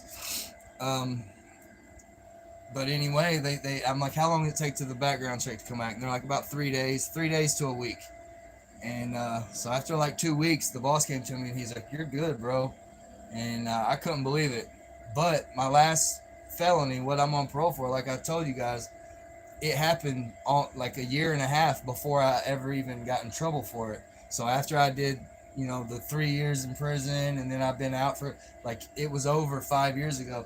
So I think the same law that they had to like release me from prison, like they did like this big prison reform here in Tennessee, and pretty much it said that nonviolent offenders, like, you pretty much have to give them parole. They have to show a really good reason to deny your parole. They can't, you know, the prisons are so overcrowded, they had to start letting loose nonviolent offenders. And I think that it was a House bill, and I think in that same House bill, it did something with the employment. You know, they can't. I think what it did was, felonies over 5 years old, uh, they can't turn you down for a job for. So I'm pretty sure that's why I got this job. But I didn't think I was going to be able to keep this job in a million years. But I'm super happy with it. Look at the public sector dealing with a bunch of entitled people. Yeah. I have my CDL, but it's a Class B. Well, that would be fine to do what I'm doing, which is driving a dump truck. I've got a Class A. But yeah, you could work here where I work with a Class B. Angie. I like driving a dump truck, really. Like, I said this before on one of my videos about, like, when I was training for the people who I got my CDL through, I drove a big, 53-foot semi truck with a 53-foot trailer all across the country, state to state, sleeping at truck stops and stuff. And I really don't think I would have liked that. I like being able to come home to this little boat every night, and I like to be able to go to my parents' house every week. Like, I wouldn't have dug that. Even though I am like a traveler, and I do like to travel, I just know that nonstop, always on the go, always in another state, just always on the road, like that would have got old to me.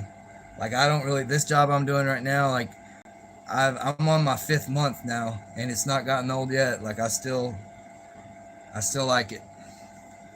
And it's supposed to last another, like, year or two. I just got my buddy a job. He might even be watching this video, or will watch it at some point. But he's been watching my videos, but I got him a job with me. His name's Paul. He's cool. Huh. I'm kind of thinking about, I guess I need to, like, take a shower and fix me something to eat, but I hate to go. I'm going to stay on here a while longer, as long as there's people here. My husband was a Teamster. North America. What the heck? It cut off and then started back.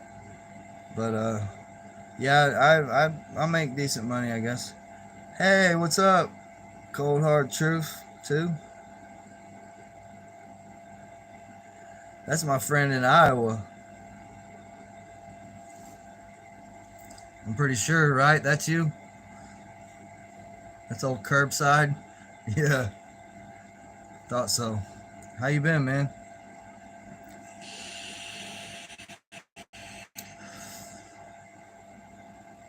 That's what's up. Me too, man. I'm always good though. Like, I wake up happy every day. Like, it does something to you, man. Like, when you've been in a tomb for years like that, and you don't know if you'll ever see the streets again. Like, once you come back from the dead like that, it just, everybody always says, oh, I'm sorry that happened to you. I'm sorry you had to go through that. And I always say the same thing. Like, I'm not, man, because I'd probably be I wouldn't be this person, and I love waking up every day. Even though, the world can be a real sick place, it's all a matter of perspective. It's all in how you look at it. And I'm just so thankful to be alive and thankful to be free. And I've got a really good outlook on life. I'm thankful that my parents are still alive, and I know that's not gonna last forever, but I try to cherish every moment I can, and I try to, like what Joe says, like when he ends every video he makes, what does he say? something to that effect, like cherish every moment and appreciate your freedom and live every day like it's your last day. That's not exactly what he says, but it's something to that effect, and I feel that 100%. Like, what's the other saying? You don't know what you got till it's gone. So many people, they don't appreciate their freedom. They don't appreciate. They think their life sucks, but tell you what, you get put in a cell that you can't even put your arm. Like literally, I spent 18 months in a cell that I couldn't put my arms all the way out in. Like, it was, it was like 4 feet wide or something. It was crazy. And I remember being in there thinking, like, man, I would rather be on the streets, a homeless person living in a damn dumpster, than to be in here. You know, and that was true. Yes, sir. It definitely made me who I am, and I definitely embrace it. And I'm still trying to, I want to become a better person every day. I want to learn from everything I do. That's why, like, all day at work, I don't. Every now and then I'll get in the mood and I'll listen to music for a little bit, but like all day today I was listening to, like, I've been listening to the Kabbalion on audiobook and the Hermetica. Matter of fact, let's talk about that a little bit. You guys ever heard of Hermeticism? So that comes from, it's ancient, thousands of years old. It's thousands and thousands of years old. And Hermes is, the Greek god. That's the planet Mercury. That's the messenger. And there was a guy named Hermes Trismegistus, which means the thrice greatest. Trismegistus means the thrice greatest. And supposedly he was also called Thoth or Thoth. Some people pronounce it Thoth, but I think it's actually Thoth or Thought. Like that's where the word thought, like in your mind, comes from, because this stuff is super deep. But anyway, so Thoth or Thoth or whatever, however you want to say his name, he was from Atlantis, so the story goes. And when the earth like flooded in the Great Flood, he in Atlantis like sunk in the Atlantic Ocean. He fled and he wound up in Egypt, and he brought the teachings of Atlantis to Egypt. Now, there's a book called the Hermetica, there's the Emerald Tablet, and there's the Kabbalion. And so there are 7 Hermetic truths. The first one is or principles. The first one is the principle of mentalism. The principle of mentalism says the all is mind, the universe is mental. Basically, all of us, everything that's going on right now, we are in. That's why I say this is it's a simulation, because this is all just a dream. It's God's dream. The second one is what is it? Vibration. I think so. Nothing stays still. Everything is moving. The second is the principle of correspondence. That's where you've probably heard the saying, as above, so below. That's where as above, so below comes from. As within, so without. So I can remember being like 13 years old in biology class, and they had already showed us the solar system. But then when I was in 7th grade in biology class, they showed us a picture of an atomic structure. They showed us the nucleus with the protons and the neutrons and the electrons spinning around it. And just a little light went off in my head, and I was like, that looks like a solar system. And so I just had like this epiphany or thought. I'm like, what if our whole solar system, we think that shit is so huge, what if it's just a tiny little atom, like a microscopic particle, and so I think the law of the principle of correspondence, as above, so below, I think that kind of plays out. Like, our cells, we're made out of cells. We have one big human body, but in this body are like trillions of cells, and they all perform the same functions as our whole body does. They all eat, they all rest, they all excrete waste. Yep, I agree with that. Let arts live. So the third principle is the principle of vibration. That's nothing. Nothing is stationary. Everything moves. And now with like microscopes and all that, we know that to be true. And these guys knew that thousands of years ago. You know, everything vibrates. Everything has a different frequency, wavelength. Um, the fourth is, I might get these out of order, man. So the fourth is the principle of polarity. So everything has. You're live before midnight. Hi, Deb. Good to see you too. So the fourth is the principle of polarity. Everything is dual. This whole universe is dual. It's binary. Good, evil. Truth, lie. Hot, cold. You know, XO. Um, ones and zeros. It's binary.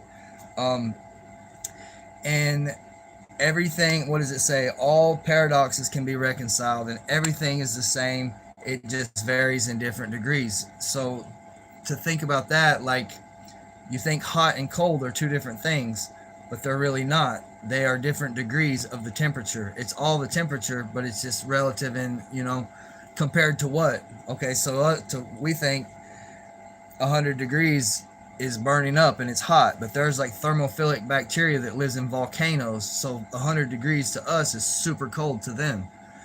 Um, but anyway, so that's the principle of polarity. Then you got the principle of rhythm.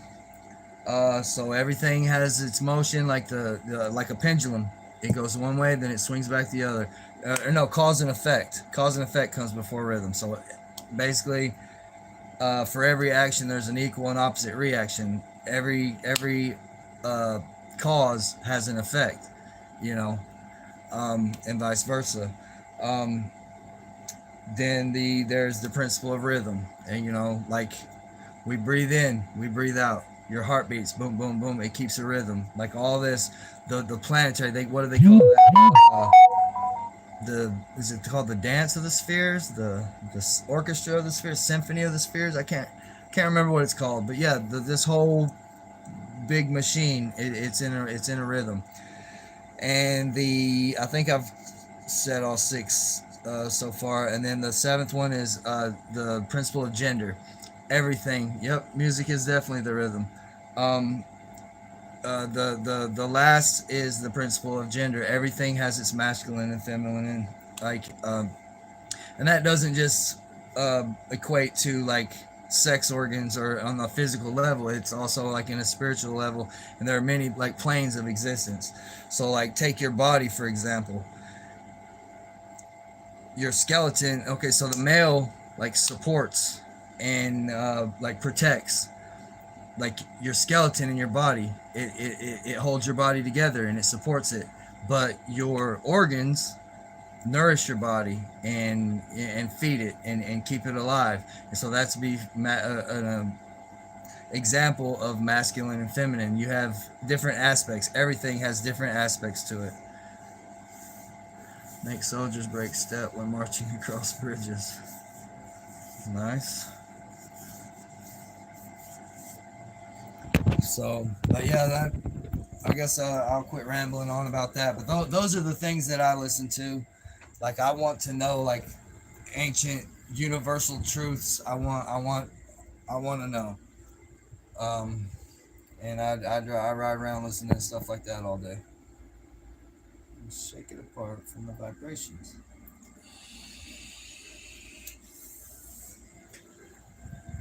Yeah, Tesla was a badass dude. I'm sure. Well, yeah, we've talked. Um, their curbside, so I already know you're in the know. We talked about a lot of stuff. What did you say I was? Based? That was a new word for me. I had to look up what that meant. Too lazy to cook. I'm having Mrs. Stouffer's. Yeah, based. Yeah, I had to look that word up. I Googled it and I'm like, what is he talking about? And then I Googled it and I'm like, oh, okay. Sweet. That's a hell of a compliment. I appreciate it.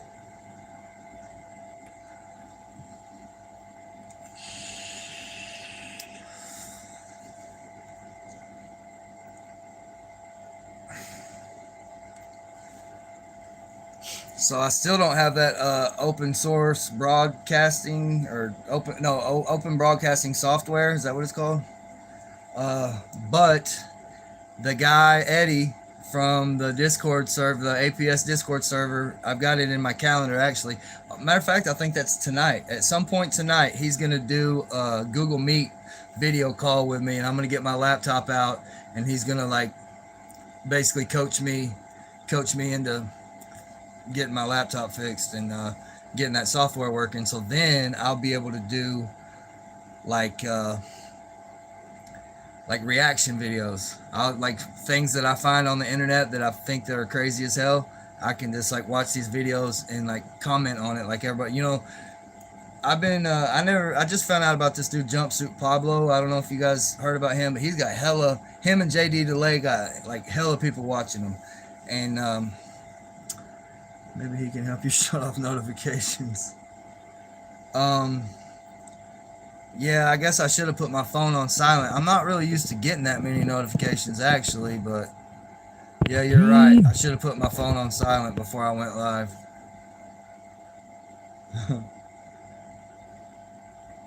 But I don't know how long. I think all you guys are kind of like, you weren't in here at the beginning, but I told the guys before that I had this idea, right? Like I know a bunch of people that also got like wild stories.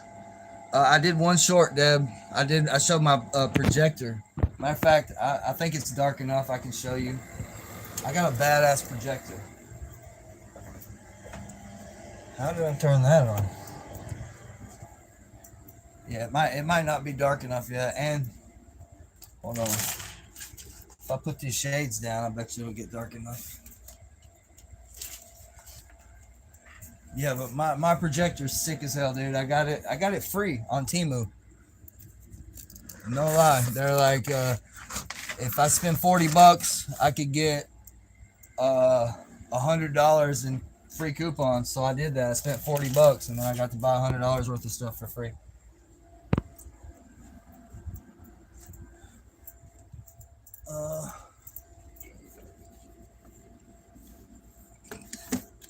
But yeah, I did a little short, but all I did was show my projector.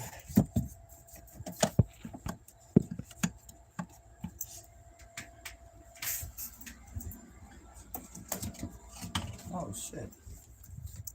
The projector fell. Fuck.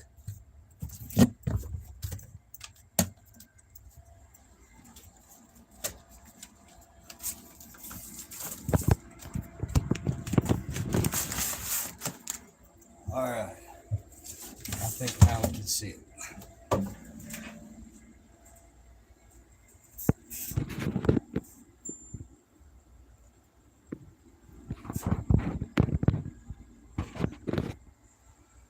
That's pretty dope, huh? I've actually got 12 different slides. You want me to put some other slides in there and show you? This is one of my favorite ones. I got a thing for the moon. Hold on, let me flip my camera around.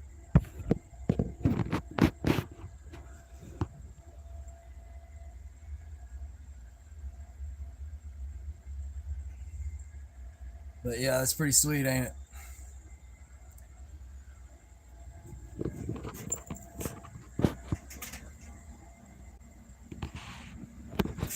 Yeah, Joe, like 100% without a doubt, I would not be talking to any of you guys right now if it was not for Joe Guerrero.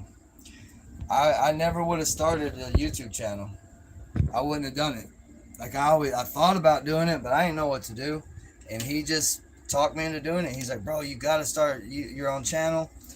He was like, you'll instantly get, like, when people see you on mine, like you'll get a bunch of subscribers off the rip. So I was like, all right. I'm looking for, let's see. This is a good one. This is the Milky Way.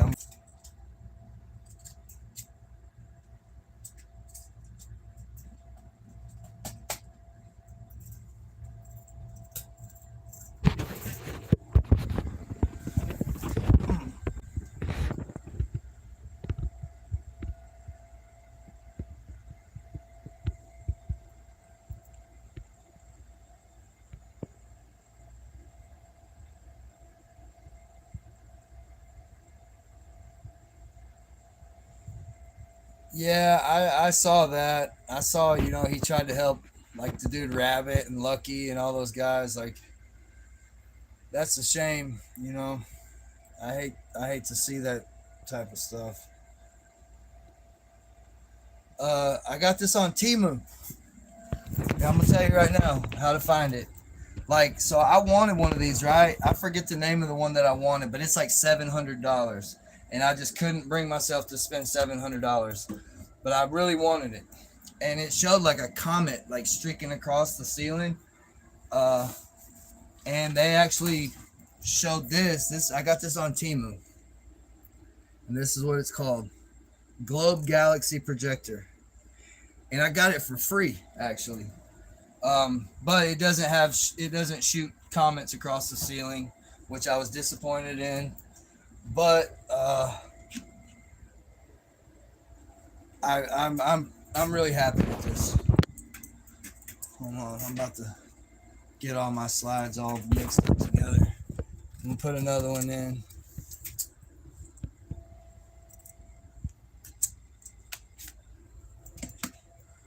I'm trying to find the good ones.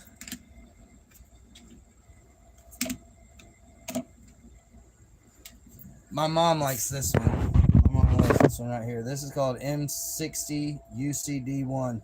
And it's cool because it tells about them on the little case.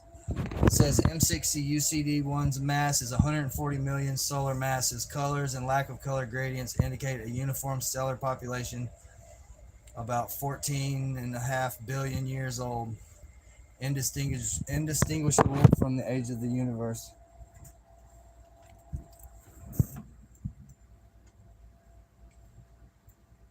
Yeah, what'd I do? There it is.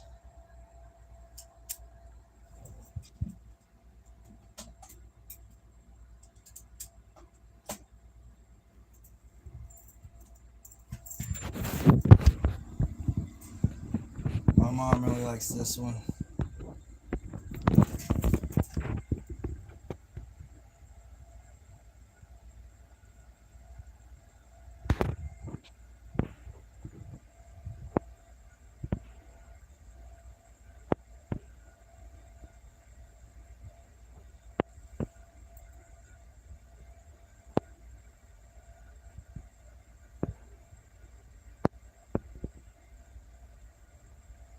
Oh yeah, Deb. No, I found out I don't have to have 3 million shorts. It's somebody told me it's either one or the other. It's either 3,000 watchtowers and 1,000 subscribers, or 3 million shorts and 1,000 subscribers.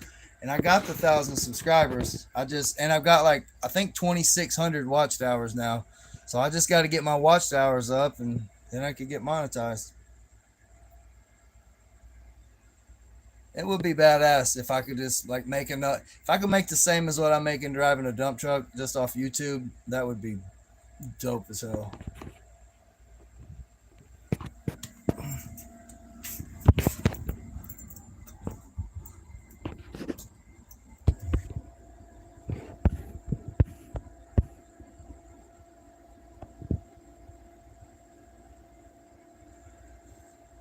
Yeah, it does move. It spins around. No, that's not Saturn, but I do have one with Saturn on it. Here's one with the solar system.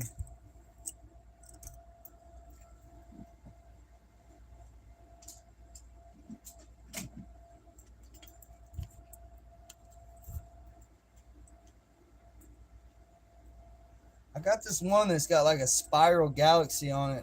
I can't find it for some reason. I really like that one, but I think maybe the moon one might be my favorite. That's the one I pretty much keep in there all the time. Let's see, what the hell is this one? Oh, this is the solar system.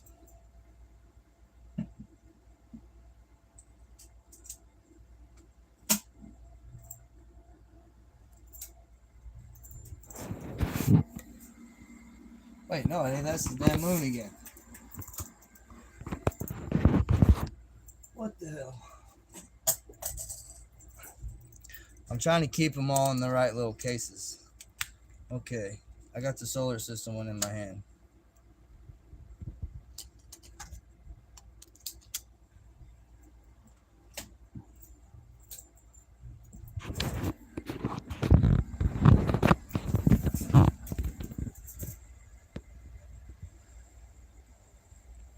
There's Saturn. Old bad boy. Saturn. And really it looks way cooler when it's pitch black in here. Like it's still kind of, it's still daylight outside. Even though I got the shades down, it's not totally black. But when it's totally black, it should look super hard.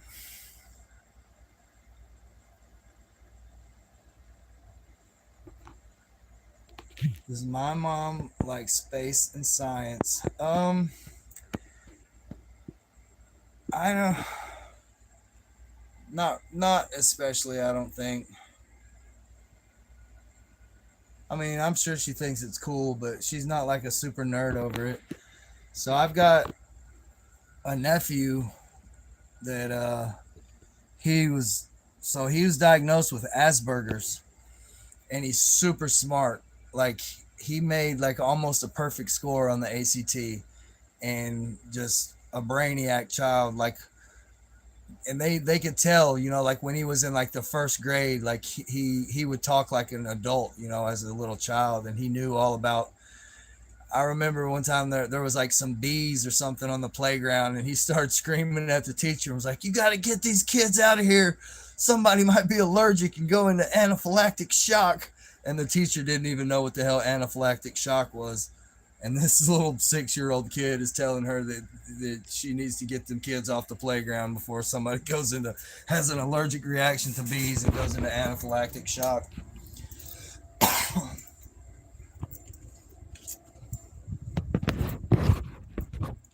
Let's see. Which one? Is this one the one I'm looking for? I think it is.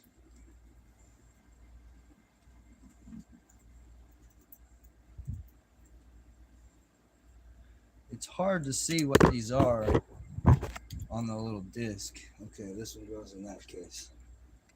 And I'm trying not to get them all mixed up. Yeah, I think this is the one I was looking for.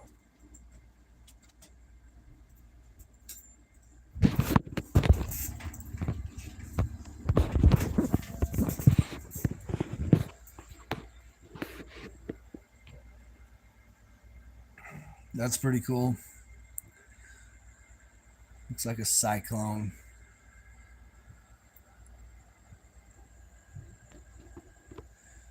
You never tried Temu?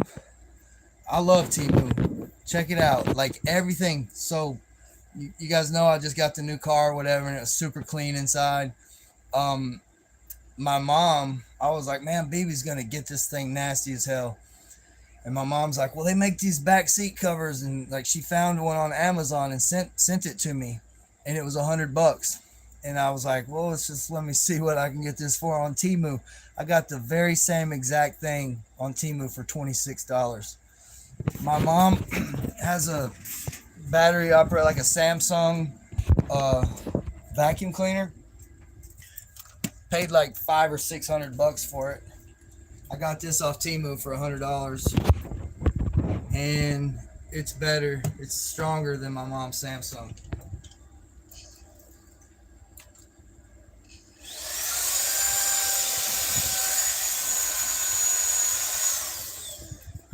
But yeah, anything that and also it used to take like forever to get stuff from Temu because it's like in China or whatever. But now they have like U.S. warehouses, and so certain things you can look at and it'll say U.S. warehouse or whatever. Like you can get it in like 3 days, where before you had to wait like 3 weeks or something.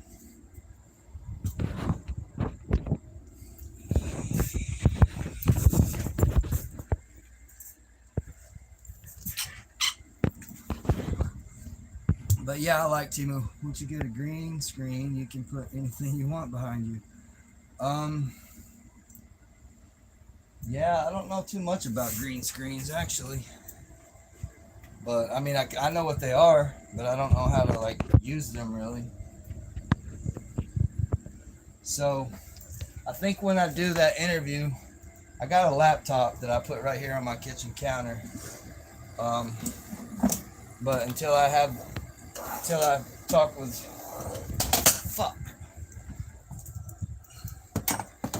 my buddy later, I really haven't been able to use it. But I'm thinking this is where I'm gonna like do my interviews at.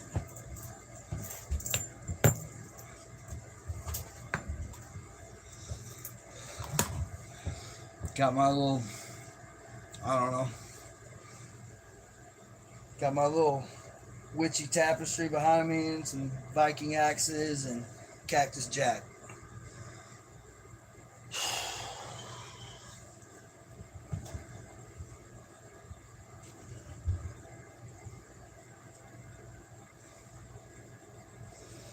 Smartwatches probably tapping into my brain.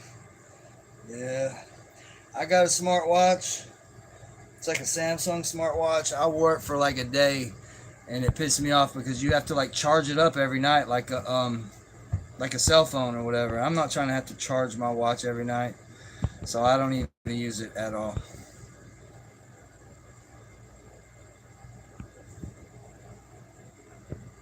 Yeah, yeah, he was like a little Sheldon.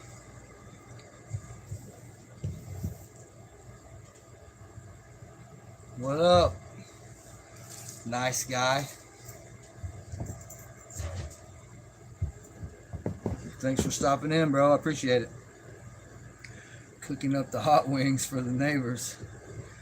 I think I'm gonna make steakums. I'm gonna make me a. But if I do that, I'm gonna have to go to Walmart and either buy some tortillas or some. Wait, no, I got hot dog buns. I'm gonna eat steakums and hot dog buns. I think I got Swiss cheese and steak sauce. That's all I need. Steakums, or well, not steakums. Steakums aren't that good. They have like shaved sirloin at Walmart. That's what I like.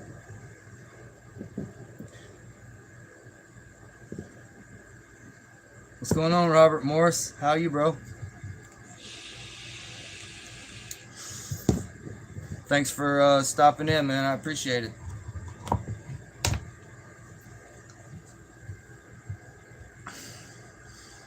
A little bit nervous about doing that interview with Chad Marks tomorrow. Really, I hope it goes. Hope it goes well.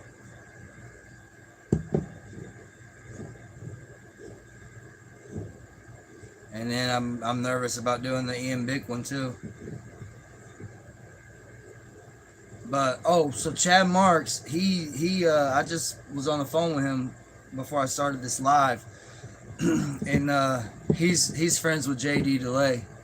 So I told him, I said, hey, because I had messaged JD Delay about like doing something with him on like social media, and I'm trying to get Chad Marks to holler at him for me, or maybe you know he'll see my interview and he'll just holler at me on his own. Um, I did so I went to Bledsoe for classification. That sucks ass. Um, Thank you, Deb. Um, and I was there like a month. I feel like Bledsoe sucks so bad. For all you guys that don't know nothing about Bledsoe, like if you try to take like some ketchup or some salt, like the food sucks ass. So I would always I want to put salt on everything, you know. If the cops see you using salt or any condiments or taking anything into that chow hall, they will come and snatch your shit and throw your salt and pepper shakers up on top of the roof. That's a fact. They do that. And I seen him go in there, and because some dude's bed wasn't made right and his clothes weren't put together, his clothes weren't folded right, they went in there, took all his shit, and just threw it out the cell over the rail down into the middle of the floor. So yeah, after Bledsoe, I went to South Central. South Central is ghetto as hell. It's a CCA, which means it's a private prison. As a matter of fact, I was just talking about this a minute ago to somebody. I forget how it even came up, but or not a minute ago, but at work earlier today. Um, it's like lawless, dude. Which you would think you would want to be somewhere kind of like, and some people act like they do, but I don't. I don't want to be in a place where everybody's, you know, if somebody tells you, here's a little quick story. At Bledsoe, there was a kid named Isaiah Vaughn, and he was he was a vice lord, and we actually got sent to a different prison together. And I remember one day he was telling me about, oh, I don't like it here. I want to go down to Trousdale. Trousdale's where you gotta like sleep with knives and stuff. Of course, any prison you can get stabbed in, but he told me he'd rather be where the shit's popping, like where shit's going down, like where people are getting stabbed up. And I said, you're either a liar or you're just dumb as fuck. I said, who wants to have to live like that and have to always be looking over their shoulder? Anyway, it wasn't long, about a month or two later, I was on my way out the door. I was at the camp, and I forget why I was in the chaplain's office. I don't remember why. Oh, I think it was something that had to do with that Tennessee Reconnect I was telling you about, the little scholarship thing I got. But anyway, I'm sitting in the chaplain's office, and I see his printer go off, and I see this picture come up out of the printer, and it was that kid, Isaiah Vaughn. And I said, what? I said, what are you getting a picture of him for? He said, I got to call his family and tell him that he hung himself. I don't know if he did actually kill himself or if the cops killed him and said he hung himself. I seriously thought they was going to do that shit to me. Beat my ass, hang me, choke me, hang me in the cell, and then tell my family I killed myself. Like, I really believed I would never get out. But that's a whole other story. I'll tell you guys another crazy story real quick. Even though there's only 8 people in here, I should probably make a video out of it, or tell it on my main channel. But there's a bunch of junky ass white dudes in prison, man. And like the black dudes, they sell the drugs. Like the prison I was in. Oh, my bad, I got off on a tangent. But yeah, Robert Morris. I went from South Central. I was glad as hell to get out of there because it's ghetto as hell. Like I watched the chow cart, like the civilian worker in there, trying to tell these dudes, like they're just running down and stealing all the trays. And this woman tried to stop them, and they pulled out a knife on her. Like, are you sure you want to do that? And she's like, never mind, and just let them take what it was like the Wild Wild West in there. But I went from South Central to West Tennessee State Penitentiary in Henning. But anyway, so yeah, I'm sitting there, and that kid that told me how he just wanted to be where the shit's going, like where there's gang wars all day, every day, and people are getting stabbed, and you got to sleep with knives. Like, he legit told me that like he wanted to be there, and about a month or two later, he allegedly hung himself. And I was sitting in the chaplain's office, and the chaplain told me, like, yeah, I've got to call and notify his parents that he killed himself. But that made me think of another story. And about, like, I just said I was in West Tennessee State Penitentiary in Henning. That I was in a drug program called TCOM, Therapeutic Community, it stands for. And we all had to go to do like drug classes. And it's crazy because we were locked down because of COVID. I'm gonna tell y'all some other real shit too. This is the type of shit that's gonna get me murdered one day, but I don't care. I ain't scared. They couldn't blame it on the visits, but they found like a kilo of ice in the library ceiling. And I told the cops, I said, I know what's going on. I know y'all are the Prince Hall Masons, and I know these gangs, the GDs and the Crips and all these, like, it's all Masonic secret societies, and y'all are bringing them in the drugs. Like, that's why I thought they were going to kill me and I'd never get out. Because of saying, I would say that, right? I'd say that to the gang leaders and to the police. But anyway, there was all these white dudes. They walk around with like track marks on their neck, dude. Like they would make syringes out of the little flexible pins, and then they pop a button off the Clear Tunes TV remote and like sharpen up I don't even remember how they made the damn needle part, but they literally would make a syringe and shoot up. They were shooting Suboxone and meth and shit in their necks. And these white dudes would like walk around junked out with track marks all up and down their necks, like all out in the open. And then the cops would run down and shake us down and piss test the whole unit, right? And there's like 100 people in there. And I know, like, these dudes got track marks on their necks. Like, and I know black people are like smoking weed every day. And I'll be scared to death. I'll be in there chugging water because I might have like hit some weed like recently. I was actually really good in there because I wanted to come home, but every now and then I'd get weak and like I'd hit some weed. But yeah, I ain't never seen one out of a big pen, but I've seen plenty out of the flex pens. But anyway, so I know damn well most of these dudes are dirty, right? but everybody's passing their piss test, and I would be so scared, I'm like, oh God, I'm about to get I'm about to not get parole now because I'm fixing to get a charge for pissing dirty for weed.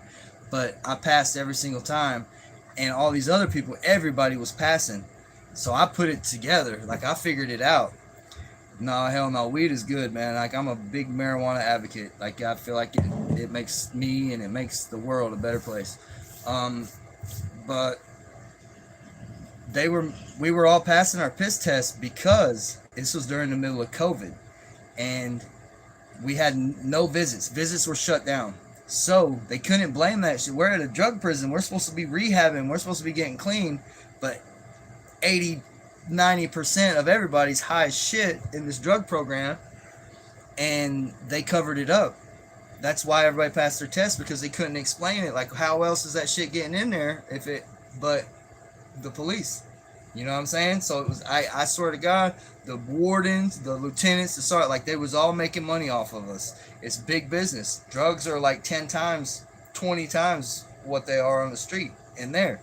So them dudes was making hella money, and they didn't want to mess that money up, because if it come back and people found out that 80%, 90% of everybody in the drug program was higher than hell, they'd shut that shit right down. But that's a crazy story. But anyway, people would run up drug debts, right? I asked my best friend Fred for like $25 like 2 or 3 times over the course of 2.5 years, and I bought weed with it and I smoked it. But there was dudes, man, they would get fronted like ice, and they'd call their mom and be like, Mom, I'm gonna get stabbed, they're gonna poke me up unless you send $50 on this Cash App. And this dude, he kept hitting his mama with it, and she'd say, son, now this is the last time I'm doing this. This is the last time. Don't ask me no more. And he'd say, okay, Mom, I promise I won't ask you no more. And then he'd call her back, be like, Mama, they're going to stab me. And then finally, his mom was like, well, I told you the last 3 times I wasn't doing this no more. And so I'm going to put my foot down. Like, I'm not sending it. I don't know, but you're going to have to figure it out on your own. I told you.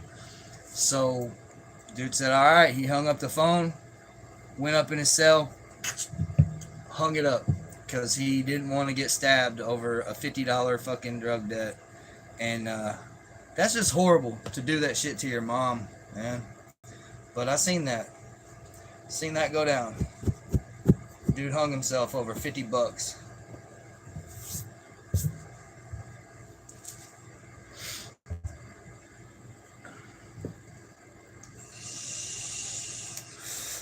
Hell yeah.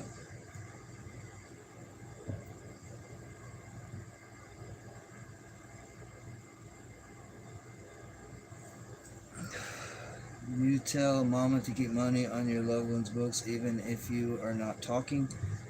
I'm not sure what you're asking me there. Can you rephrase that question? You tell mama to keep money on your loved one's books even if you're not talking. Oh, you mean like just to keep him safe? Nah, I mean, so look, if somebody is a junkie, they're gonna they're gonna run up that debt. They're gonna, and the more, like I said, this dude's mama was sending him money, but she kept telling him, like, I can't keep doing this, and he kept doing it to her and kept doing it, and then, but I guess, I mean, that's just like the best thing would be to not run up drug debts in prison. Like, I didn't do that, I didn't want to do drugs, but I did. I wanted to smoke weed. I want to smoke pot, but I'm not going to pay $25 for a quarter of a gram of weed. You know what I mean? It's just brother drain my bank account. So I do still send people money in prison. So I can't really say nothing about that. Like,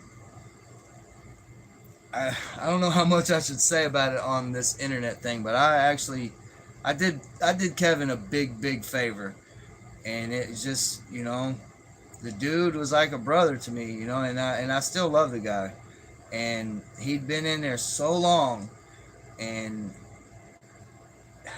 he he had an opportunity to do something that he hadn't done in 20 something years, and I just couldn't tell him no, and I did it for him. I helped him achieve that goal.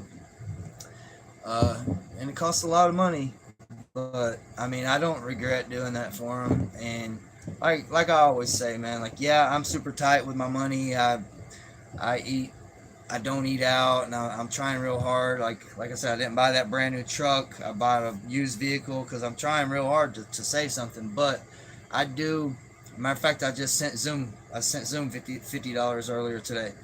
Like, I've got a bunch of people that I kind of look out for, and I don't let them like take advantage of me. But it's been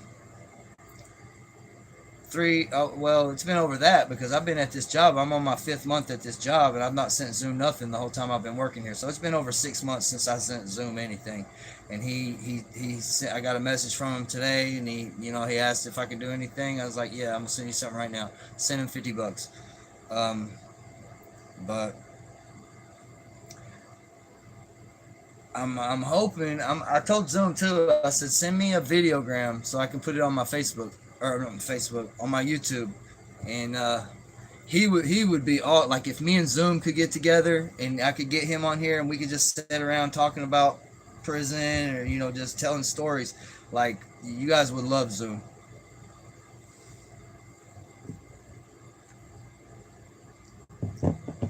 Yeah. Well, Robert, I don't think I said anything that could get me in trouble. I just said I helped my old bunkie out. I did something real nice for him that I wouldn't just do for anybody. But I don't ever want to feel like I'm being like taken advantage of, and I don't think that I am. But still, after all these years, I do what I can for these guys. But they're people that I. Okay, Cass. Thank you for hanging out. I really appreciate it. And thank you, Happy Love. I appreciate that too.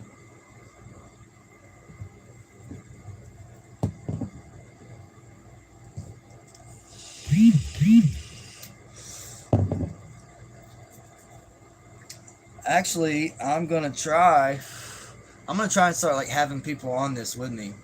Like, I know, and I'm actually gonna try and help this dude get on the shows that I've been on, and try to put him on the whole social media thing too. His name's Jason McKinnon, and him and his adopted brother. Let's check it out. These two dudes are brothers, right? Like, but he's white, but he was adopted by a black family. Yeah, yeah, I could do that. I really want to get my juror, my friend Lisa. I want to get her on the phone and like do a call, like do an interview with her. I was thinking of something today, and what was it? Oh, yeah, I wanted to ask her about the if it how obvious it was to her, because if you guys watch my interviews, I talked about how the state had those people like fake crying on the stand when they were testifying.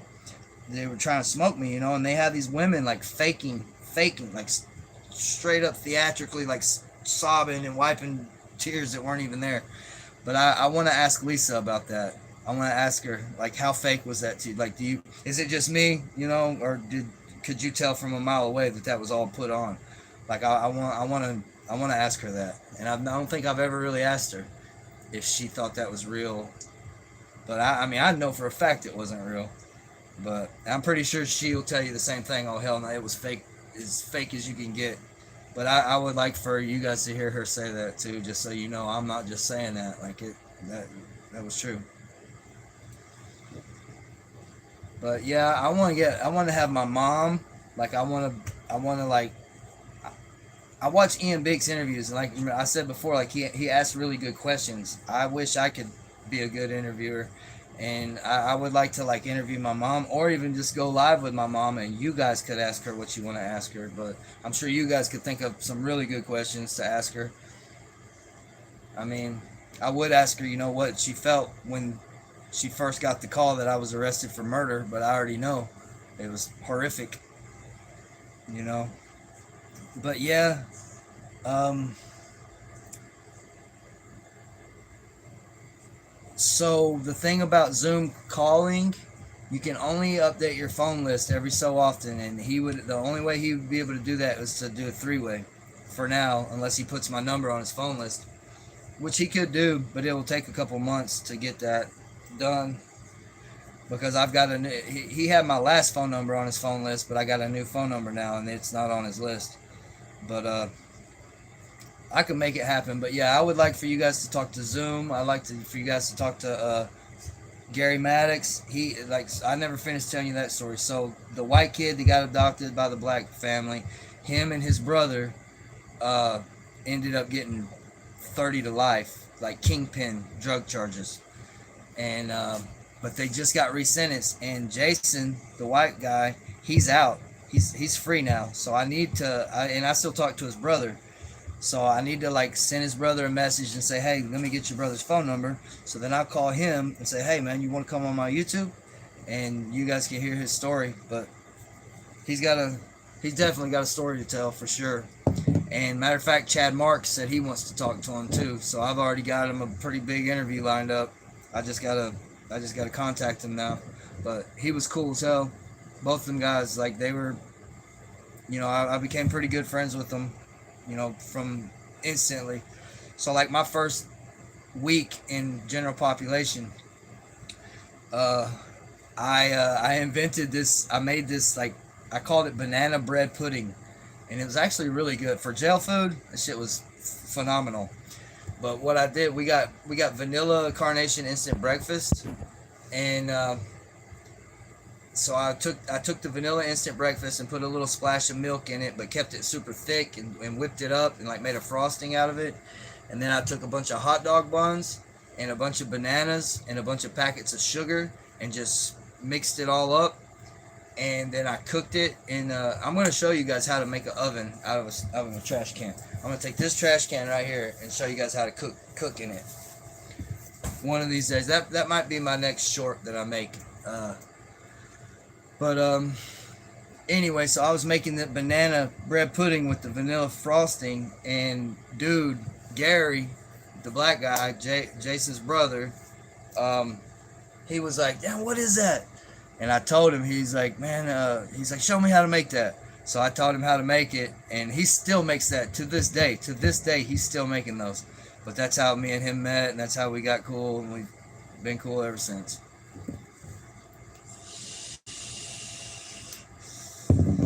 But yeah, I'm hoping to do like some cool stuff with this YouTube channel. I'm hoping it grows, and I'm hoping, you know, I have like interesting content that, you know, people want to hear, and it just doesn't get like boring. And you know, I would really like to be a positive influence in the world, man, because there's so many negative influences in the world. All these people. And I was one of them. You know, I was 12 years old. First time I watched the movie Goodfellas. And, you know, it's hypnosis. You know, it's brainwashing. It's they call it programming for a reason. But I'm watching the dude talk about being 12 years old, parking Cadillacs for the mafia. And, you know, and I know, like, there's no question about it. Like, watching that movie, like, influenced me. Like, heavily influenced me. And then, you know, when I'm in my early teenage years, like 3-6 Mafias, you know, everybody's listening to 3-6 Mafia, and you know, that shit sounds cool as hell, but it ain't about nothing good. It's all about doing drugs and like sex, drugs, killing, murder. It's brainwashing. They don't call it 666 3-6 Mafia, you know, for nothing. Like, it's devil music. Media sparks ideas. Yep. Yeah, and I remember watching the movie Blow, even though everybody knows how that movie ends up, and it turns out they glamorize the shit out of that. Like, I wanted to be Boston George. Like, I literally, like, when I was a teenager, I was like, I'm gonna get an airplane, I can speak Spanish, I'm gonna just fly to Mexico, start talking to some, you know what I mean? Like, it just seemed perfectly logical, and I'll be a millionaire one day, and then I'll, you know, I just always wanted to be somebody, you know. I wanted to do. I wanted to succeed, I guess. But that's definitely not the way to go about doing it. And money, you know, money, you can't take that with you. Like, what you do in this life, that's what lasts forever. And I wanna do something good with my life. instead of something bad.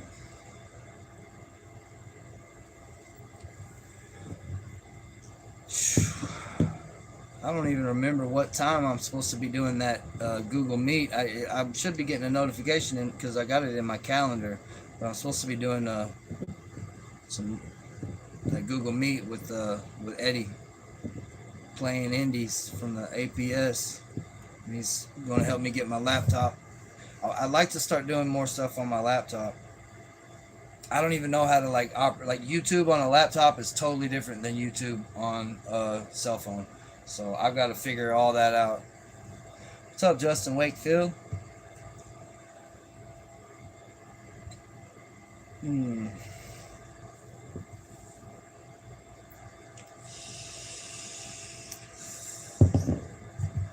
Let's see. Make a few test vids and make them private. I don't even know how to make a test vid. Oh, you mean just record it on my camera, but don't upload it to my YouTube channel? Is that what you're saying? Okay. Yeah, I never do that. Like, I even when I don't go live, even when I just make videos, I might as well be going live because I just hit record, say a bunch of shit, and then upload it. I don't even watch it to make sure I didn't say something that I shouldn't say or any of that. Like I just put it out. Like that last one I did, I was talking about the cops running down on me trying to boof a bunch of dabs, and like my mom would probably be disappointed in me if she knew that I was telling the whole internet about trying to put stuff in my butt.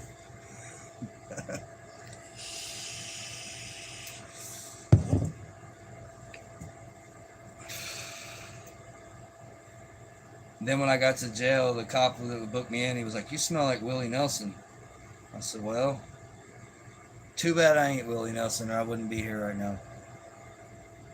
But I really didn't have anything on me. I had that sticky stuff like all where it was like all in my shorts and stuff.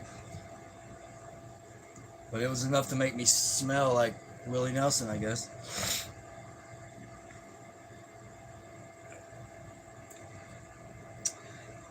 Man, I've been on here 2.5 hours. I don't know. I'd sit here and kick it all night, really, but I need, I guess, to take a shower. Oh, you watch a lot of shorts? Oh, okay. I need it. So, yeah, I made the one little short with my projector, but all I showed was the moon slide. And I really need to figure out how to do that, too. I need to make a short of making, like, a homemade stinger. I guess I need to go to, like... Oh, another thing. I was thinking about, like, showing you guys how to make, like, alcohol. But I'm kind of afraid to do that. I mean, I can show you how to make wine, but if I like actually distill it and show you how to make a still and make liquor, that's illegal. So I'm kind of worried about like somebody seeing it and like violating my parole over making a YouTube video or something, you know?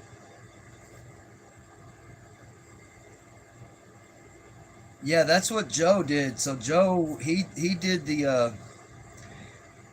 he took the interview that I did on YouTube and he made a TikToks. He made like 4 different TikToks out of that, and I think so. I think this live gives me watched hours, Deb.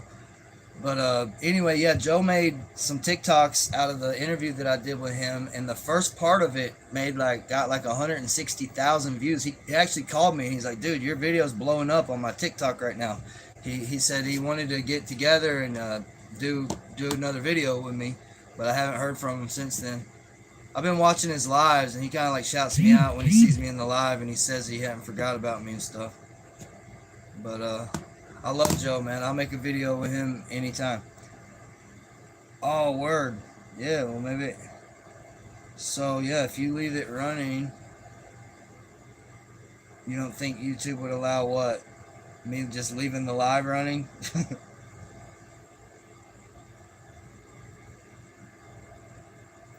I'm.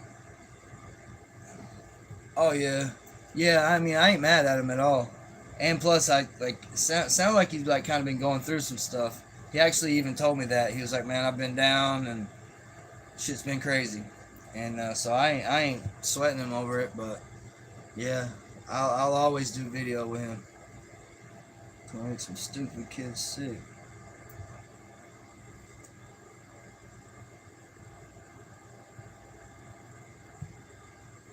What could make a stupid kid sick? Oh man, you know what they do in prison? Must be in the planetary alignments. Mercury's in reverse cowgirl. Nah, so yeah, listen to this. Um, when you distill alcohol, you're supposed to have stainless steel, right? To use like, I'm gonna show you guys how to make the stinger, how to make we call it a hot boy in prison, but you use the toenail clippers, and them toenail clippers are stainless steel. But in Tennessee, these dudes was making liquor, and they were using like the little state belts. They got like a brass belt buckle on them. These dudes were using that metal to make the liquor, and it heats up, and that's what cooks the liquor, and that shit will make you go blind. Like that's the shit that'll make you go blind. Them brass belt buckles, they corrode. Stainless steel don't corrode like that. So, but when you don't use stainless steel, like that shit puts like heavy metals and poison in your shit, and that's what makes people go blind. And people was drinking that shit like it was going out of style, and paying big money for it. Like a water bottle, like a 16.9 ounce like bottle of water, that full of like clear liquor, that's $100 bill all day.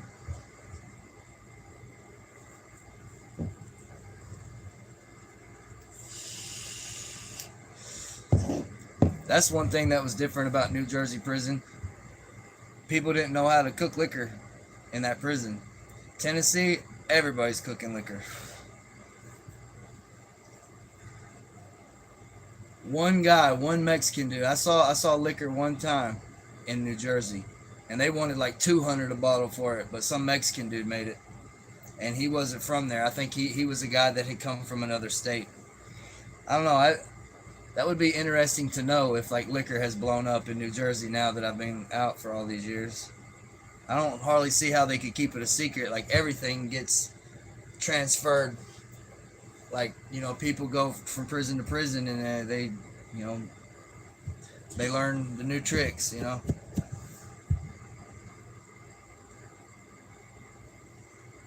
I think I told you guys about like passing stuff through the toilets, didn't I? How you rip the sheets up and tie a fork to the end of it, and then flush it down the toilet at the same time as somebody downstairs from you, and you got to rip off like 6 pieces of your sheet and tie them all together. And then when you like say there was this chick down on the 3rd floor, and I'm up on the 5th floor, and we yell through the vents like, "Yo, go, go!"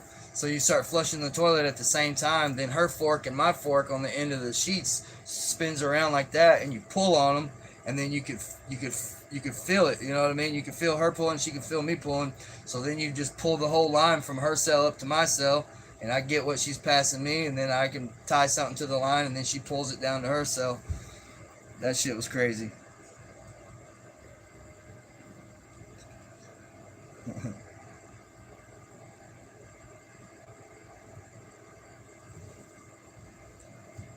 What do you mean, like the bank tellers?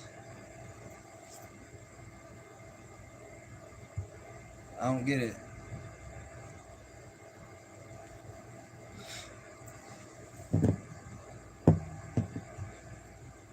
They use it. Oh, okay. Yeah, yeah, yeah. Yep. Yeah. Okay. Now I know what you're saying.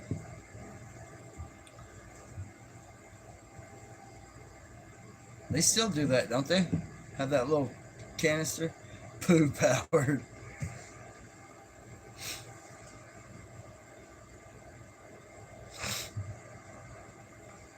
Man,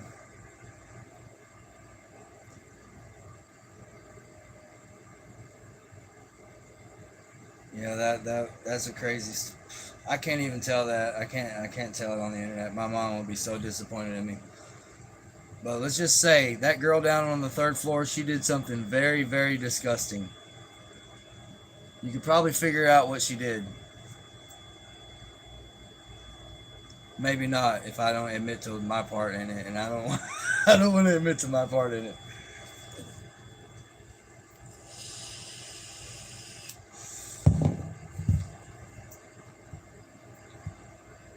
And that girl's brother was like in the same vent as us too. Oh wow, that's awesome. Yep, I was up in. It was 2 years ago now. I've been getting like memories pop up from like Google Photos, and it was like 2 years ago, right now that I was out there. Time flies, man. It seems like it was just yesterday. But yeah, it's awesome. It's beautiful out there. I wouldn't mind going back out there, and it's like it's yeah, Big Bear's badass. And then I had drove straight all the way from Middle Tennessee to Big Bear without stopping, like nonstop to Big Bear. Then I got there to my brother. My brother had a house or a cabin rented up there in Big Bear. I dropped BB off with my brother. It was 11 o'clock at night. I had to be in Sacramento, or I had to be in Elk Grove at 7 a.m. So it was all I could do to drive from Big Bear to Sacramento. I drove straight there. It was it that was the hardest trip I ever had to make in my life, and really it was kind of stupid because I not only put my life in danger, but everybody else on the road. Oklahoma to IE.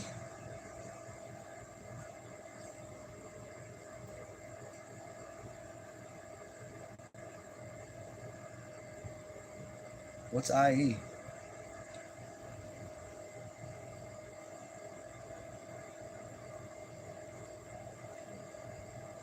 Inland Empire? I don't. I know a lot of stuff, but I do not know. And I've been everywhere. Why don't I know what this is? Inland Empire? Yeah, you know a lot of stuff too. They're curbside. How do we not know about this? What is it, like a festival or something, like Burning Man? Like what the hell is this Inland Empire?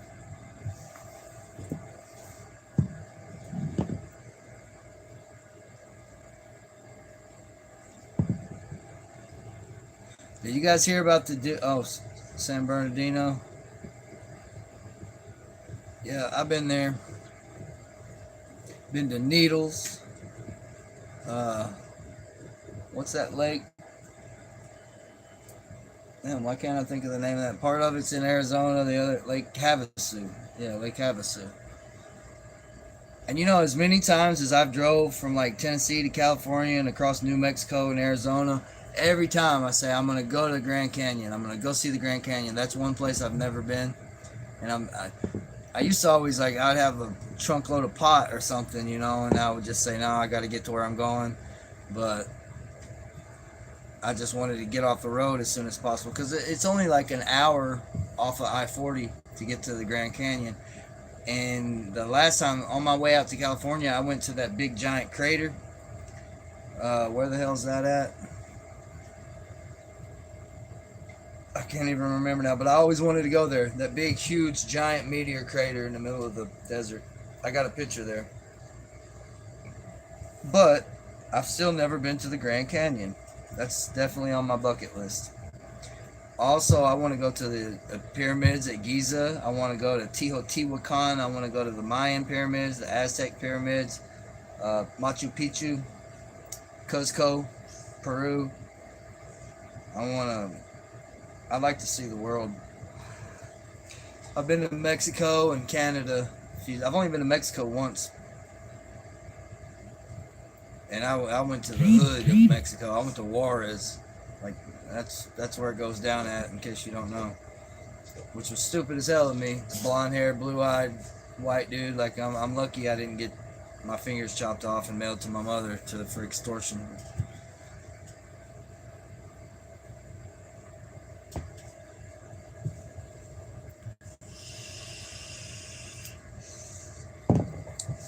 So Happy Love and GR, both you guys are in Cali.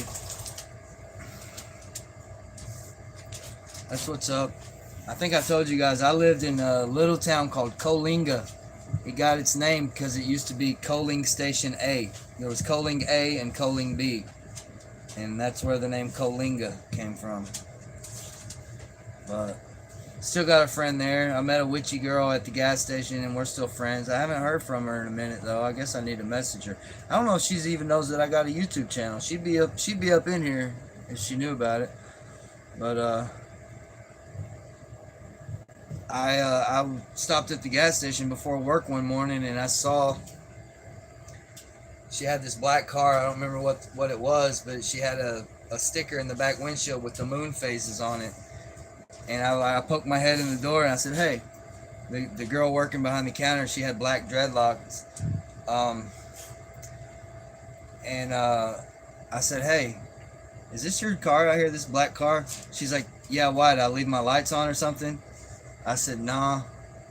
I said, I can't remember if I said you're a witch or you practice magic, but I said something. She's like, how do you know that? I'm like, because of the sticker on your car. But yeah, we've been friends. Her name is Janessa, but she kept saying she was gonna come out here. She wanted to come out here and like visit, and I said, come on. But I've not heard from her. All right, Deb, I'm fixing to get off here too, probably. I hate to leave while there's like 10 people in here. Now there's 9. But eventually I am gonna have to take a shower and make me something to eat.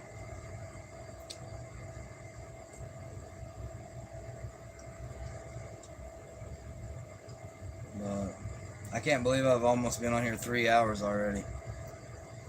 But what do you guys think? Like you think I should like do this like every day for like an hour? Like when I come home from work, go live and just hang out? Like would y'all watch it if I did?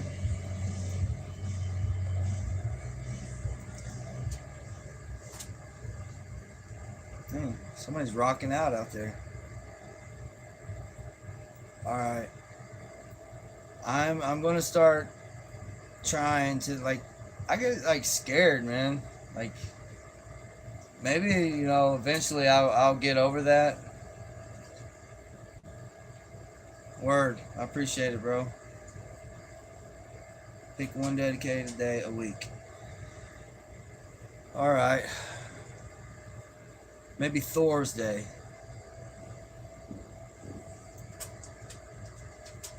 I like Thor's Days. Topic lists and slam them out. Yeah, maybe like while I'm driving around all day. Like I just have like random ideas pop in my head. Like today. I had that idea. Like I was thinking about them faking ass witnesses on the witness stand, faking crying, trying for the prosecutors. And then I thought about Lisa, and I was like, I want to ask her about that, what she thinks about that. Hell, she might have believed it, but I highly doubt it because she ain't no dummy.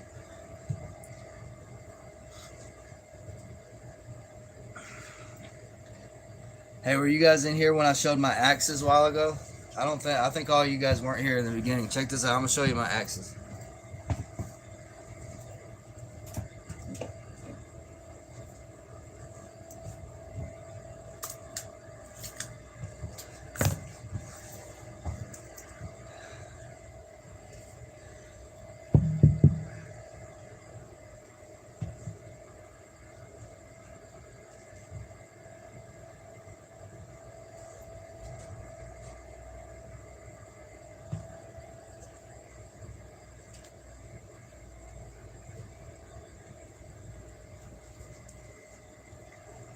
It says Berserk in Norse runes.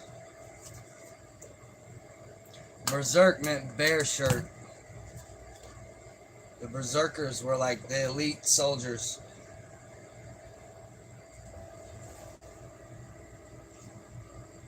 Pretty sweet though, huh? And they got bear paws and bear faces. These are handmade. I had these custom made. and I've actually got a bunch more stuff supposedly on the way. It should have been here already, and the guy says that UPS lost it, so he had to remake everything. Man, I haven't dressed up for Halloween in a long time. So the guy that I actually don't know the guy that forged the metal part, but I know the guy that carved the handles, and he so I'm not exactly, it's a friend of his. They work together, but the guy that carved these. So I'm gonna go ahead, since you guys are my elite circle, I'm gonna tell you about it. But like, I actually had the idea that I was gonna start selling this stuff because it's so badass, and he really doesn't charge as much as you would think that I paid for these. Like, I feel like these are worth $500 a piece all day, um, and I got them for like half that. Um, but the dude's name, if you watch my video that I did with Matt Cox, he started asking me about something about Vikings, and I was like, yeah, I was talking about my axes, but I actually shouted the dude out, and I'm friends with him. If you guys are friends with me on Facebook, you can find him in my friends list. But his name is he goes by HG Axes. Um, he told me what his real name is one time. Like, we actually kind of talk a lot, and he's a super cool dude. And he's actually a Pakistani. The guy's Pakistani, but he lives in Australia. And he watched the show Vikings, and yep, HG Axis. He got all into Viking shit, from watching the show Vikings. So now he makes like badass knives, shields, all kinds of hammers. He makes awesome stuff. You guys check him out. And these, like, I had him like custom make these. Like, I put these symbols. That's how do you say it? A Valnut. I actually got that tattooed on me too. Oh, you maybe can't see it. The lighting's not that good here. But I got this tattooed on me too. And I got this tattooed on me. But yeah, I love my axes. I got a shield. I got a few knives. I got some. Oh, wait till you guys see the next axe that I'm getting. It's super. If you think this is badass, wait till you see the next one. The next one is super awesome. And I actually got one for me, and I got one for my best friend Fred. He probably thinks I'm bullshitting because we were supposed to have him like 6 months ago or something, but the dude had to remake everything because UPS lost it. Allegedly, somebody at UPS probably, like, they probably run it through the X-ray machine and were like, "Oh hell, I'm taking this."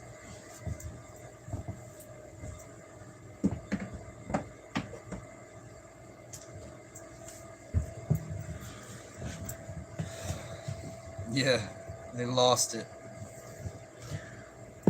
But I mean, he showed me the pictures of it. You know what I mean? He made everything exactly like what I wanted. Okay. Thanks for hanging out.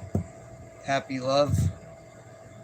I'm gonna know all you guys' first names before it's over with. I already know. Well, no, I don't. I just know your curbside.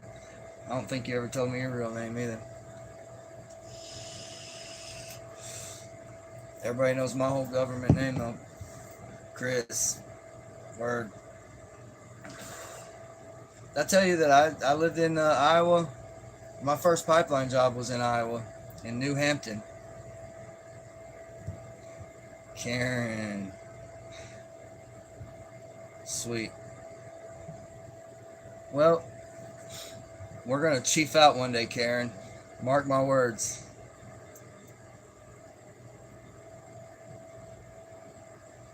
Davenport.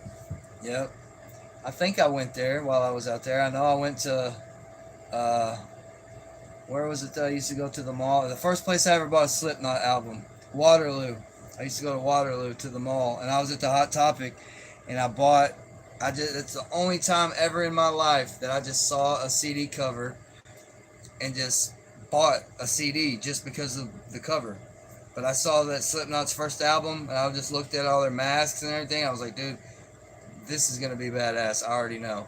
and I bought it in that Hot Topic in Waterloo, Iowa. Went out to my mom's minivan and stuck it in the CD player and was like, holy shit.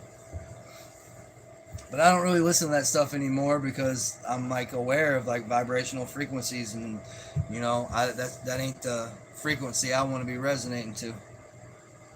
She'll make you mad. All right, I I wasn't. This is a fun fact. I was not allowed to watch horror movies when I was a child. The Crazies, nice. I don't. I think I might have seen that, but I'm not sure if I have or not.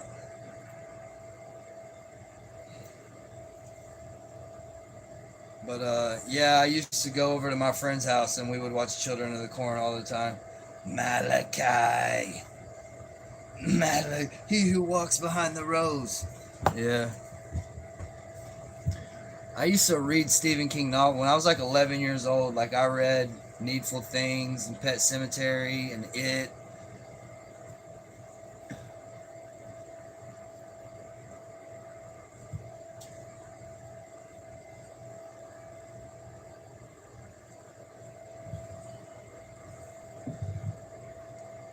I can't believe I've had like 10 people in here for 3 whole hours. I got to keep doing YouTube.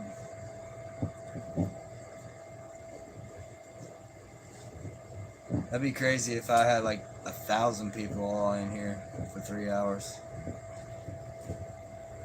I don't know. I don't know. That I'm that interesting of a person. I don't. You know. Now, if I could smoke pot, I would become super interesting. I get on some shit. Like it makes me think totally different. It makes me a whole different person.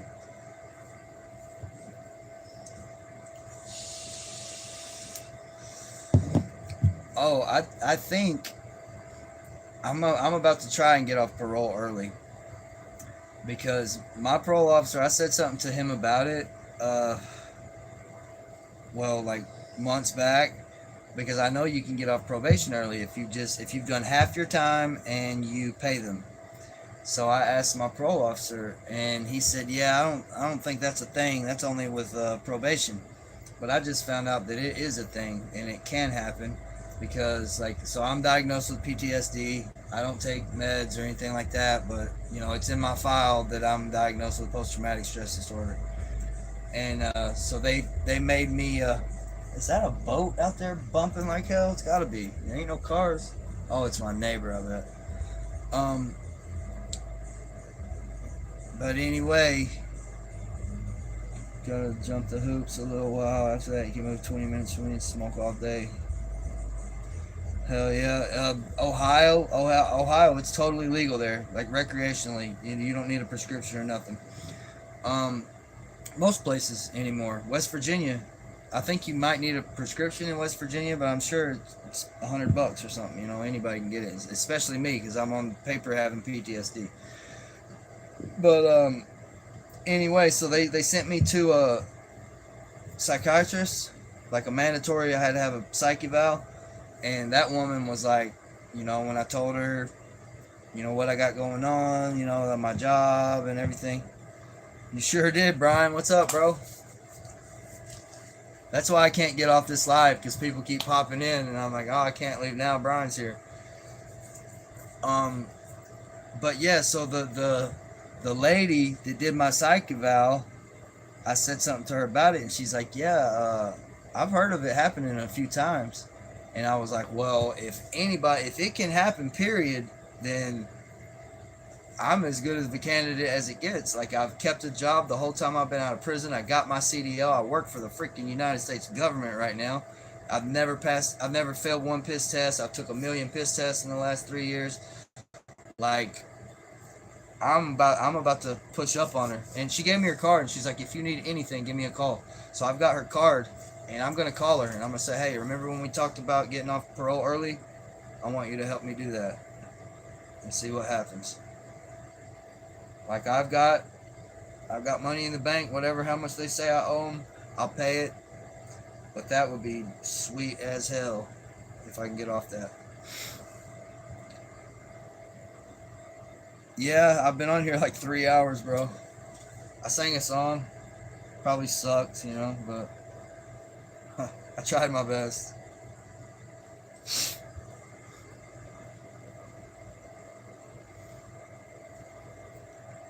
What's been up though, Brian? How you been?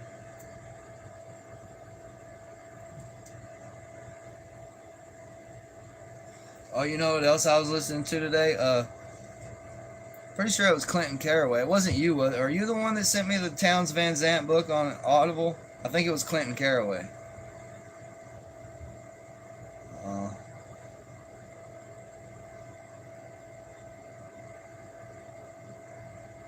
all right, yeah, do what you got to do, Chris. I'll catch you on the next one. Like I said, I'm gonna try. I'm gonna get over like the shyness and the the fear of going on the internet like this eventually. But like I said, that's a big thing that like holds me back from doing it. Like I'll say, oh, I need to make a video, but then I'll be like, well, what am I even gonna make a video about? What am I gonna talk about? Uh, so I've kind of just find like the best thing to do is to just go live and hang out and kick it and talk to you guys. I've been watching like Jumpsuit Pablo. I've been watching JD Delay, and I mean I ain't them guys. You know what I mean? Like they do a lot of little skits, and I guess I don't know. Maybe that's why they got millions of followers. But I don't know. I don't. I know what will be will be. Que sera sera. Yep, that's what I do. And then eventually, like I said, I'm gonna try and get a hold of Jason McKinnon, and once I figure out that open broadcasting whatever, and I also need to figure out how to like record Zoom calls. That way I can have other people on here. You know, I know you guys would find that pretty interesting, especially after me and this guy haven't talked to each other in 9 years or something, and he was doing 30 to life and just got out. Like we would have a real interesting conversation. Zoom, if I could get on with Zoom, that would be a real interesting conversation. This dude is he's very respected in the New Jersey prison system. Like they even like he's in, everybody reads those hood books in prison. Like Zoom is in those books. Like Zoom was like the Debo of Newark, New Jersey, like in the projects. Like he was the one everybody was hiding from when him and his brother came through town. But hey, thanks, Brian. Yeah, I was up to 1340, and then I checked it this morning, and it was 1339. That hurt my feelings that somebody unsubscribed. But as long as if it goes down one but goes up three, I'm cool with that. But yeah, I do a jig every time I look at it, and I got one or two more subscribers. It makes me happy. I'm just hoping, I'm hoping people like stick around. They like it. But that's another thing. Like, so Jumpsuit Pablo, I see all he does is talk about Wade Wilson all day long, and he gets like Wade Wilson's telephone calls, and they are pretty crazy. Like I've listened to some of it. Like this dude is like whoring himself out, like talking to gay dudes, and don't let the numbers get to you. Yeah, you're right. Hell, as long as I got there's 11 people in here listening right now. As long as I got 11 people listening to me, I'm cool with that. Really, it's I like it. I would just be sitting here. Baby's probably getting jealous. I'm not paying her no attention. I've been on this live so long. 11:11. Where'd you get that from? A while ago, I looked at it. I had 11 listeners and 11 likes. And now I'm trying to figure out where you got the 11:11 from. But yeah, that's my number. 111-1111-222. Yeah, it sure is.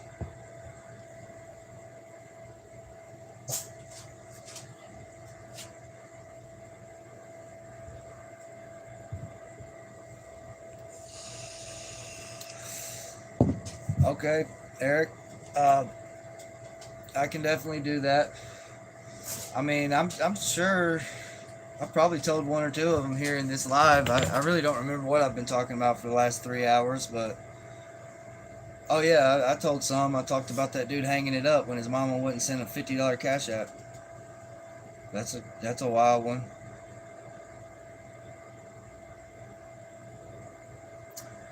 But yeah, I've seen a lot of wild stuff. Like I'm sure this guy tomorrow, Chad Marks, he's gonna want to hear. Like his channel is mostly about, like, he puts a lot of like real graphic stuff, like people tied up in cells and people getting their asses whipped and people getting tattooed, voided out from their gangs, tattooed on their foreheads and stuff like that. So I'm sure he's gonna want to hear some like graphic stuff tomorrow. Maybe like the first time I ever seen somebody get stabbed or something like that. 1-1. Nice.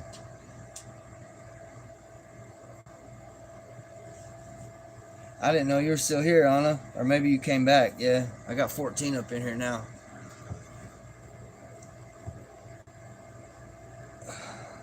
Yeah, I think you might have been the guy that told me to get with Chad.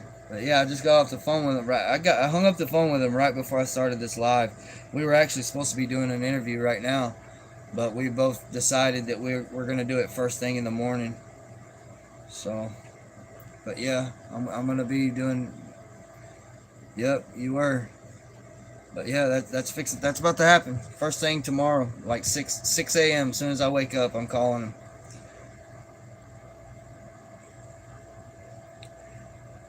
So yeah, I hope it goes good. I'm excited and nervous about doing it, and I'm hoping that hell, I got like 800 something subscribers from the door, from doing that video with Joe. So that'd be badass if I got 800 more from doing with him, and then another 800 from Ian Bick when I do the interview with him next month.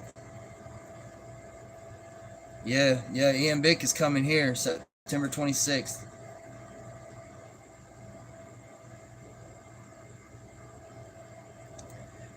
Hey, thank you, Angie. Thanks for chilling with me. I appreciate it. Really, a lot. See you next time. Yeah. Um. So Chad, like, I guess he's good friends with JD Delay. I'm gonna try and see if he can't holler at JD Delay and tell him, hey, check out this dude. And he said he would, he's down to do an interview with you. Or I want to do them all. Hell, it'd be sweet. I guess, the more people that I can collaborate with, that's just the more the better. I guess the more the merrier. Yes, ma'am. You too. Have a good one. I got to get off here pretty soon. I swear, guys, I really do. I did. I tried. Like, I think I messaged JD Delay on Instagram, and I tried to figure out how to message Jumpsuit Pablo today, but he has to like follow you on Instagram to even be able to send him a message. So I couldn't even send him no message, and he didn't have no email listed on his YouTube channel. So I don't know how the hell I'm gonna get in touch with Jumpsuit Pablo, but I'd say me and him could sit and beat down about prison too, and have a real interesting conversation.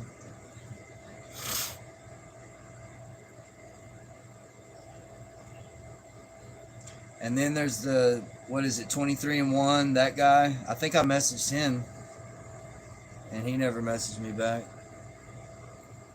But I keep hearing about new people. Like every day I hear about, like somebody just said, I think it was Chris from Iowa that just said something about somebody, and it was somebody I'd never even heard of.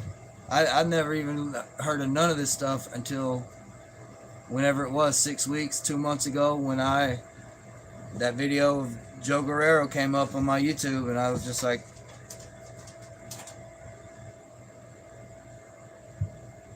yeah, I hate to leave you guys, man. Like, I feel like I'm such a loyal person, like I'm so grateful that all 11 of you guys are in here watching this right now. Like, I don't want to leave. Because I really appreciate you guys being here. But yeah, that is true. That's been said more than once in my life. I'm loyal to a fault.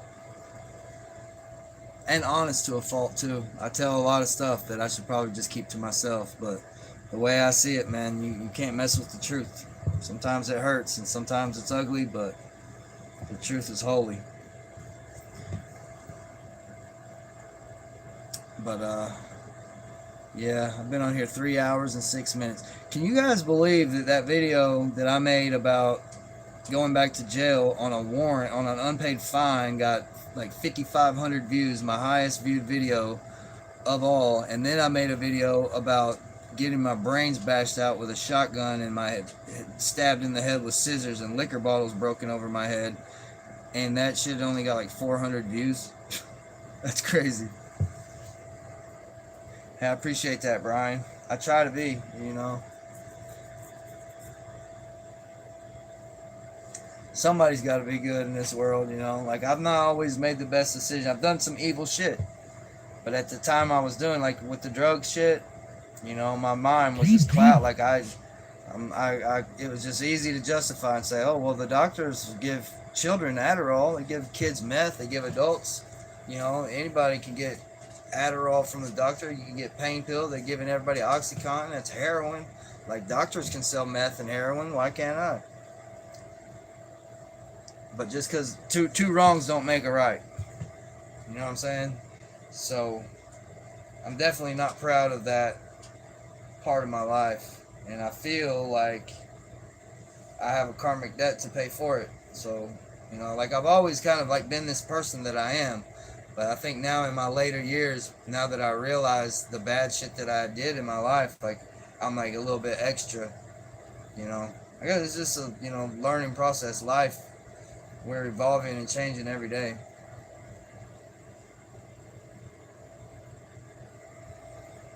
Yeah, right. I'm trying to make that one video that gets just like goes viral and gets 1 million views and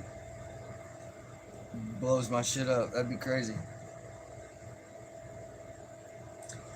That dude Patrick, I did an interview with him too, by the way. But he made like this cooking video. He don't even say nothing in it. Like, all he's doing is breaking up some ramen noodles and throwing some hot fries in there with like some Kevin Gates song playing in the background. And that shit got like 1 million views. And he ended up getting like 11,000 followers on Facebook off of it. So now he's doing the social media thing too. But I guess that's what I'm saying. Like, I need to like mess around with them shorts, because that's all it was. It was like a little short video he did. Hell yeah. Well, I'm really about to go this time, you guys. I appreciate all you guys' support and encouragement, and I feel like like we're all friends now. Like, I appreciate your friendship. Like, I love all y'all. And I hate to go, but it is getting kind of late. I need to jump in the shower and get something to eat. And this guy from I keep saying Amsterdam. He's from, what is it, Belgium, Holland?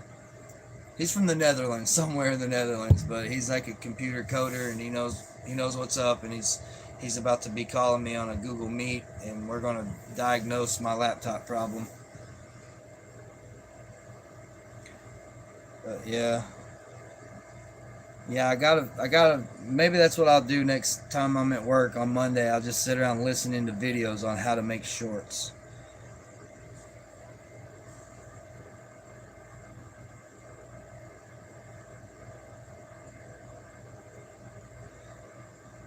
Alright, yeah, I'm gonna take a shower first and foremost. Thank you guys again. Love all y'all. I'm gonna try and start doing this more often. So I'll see you guys on the next one. Appreciate you all again. Have a good night, good weekend, stay safe. Don't take your freedom for granted. Be thankful. Be a glass half full kind of person. It could always be worse. Good night, guys.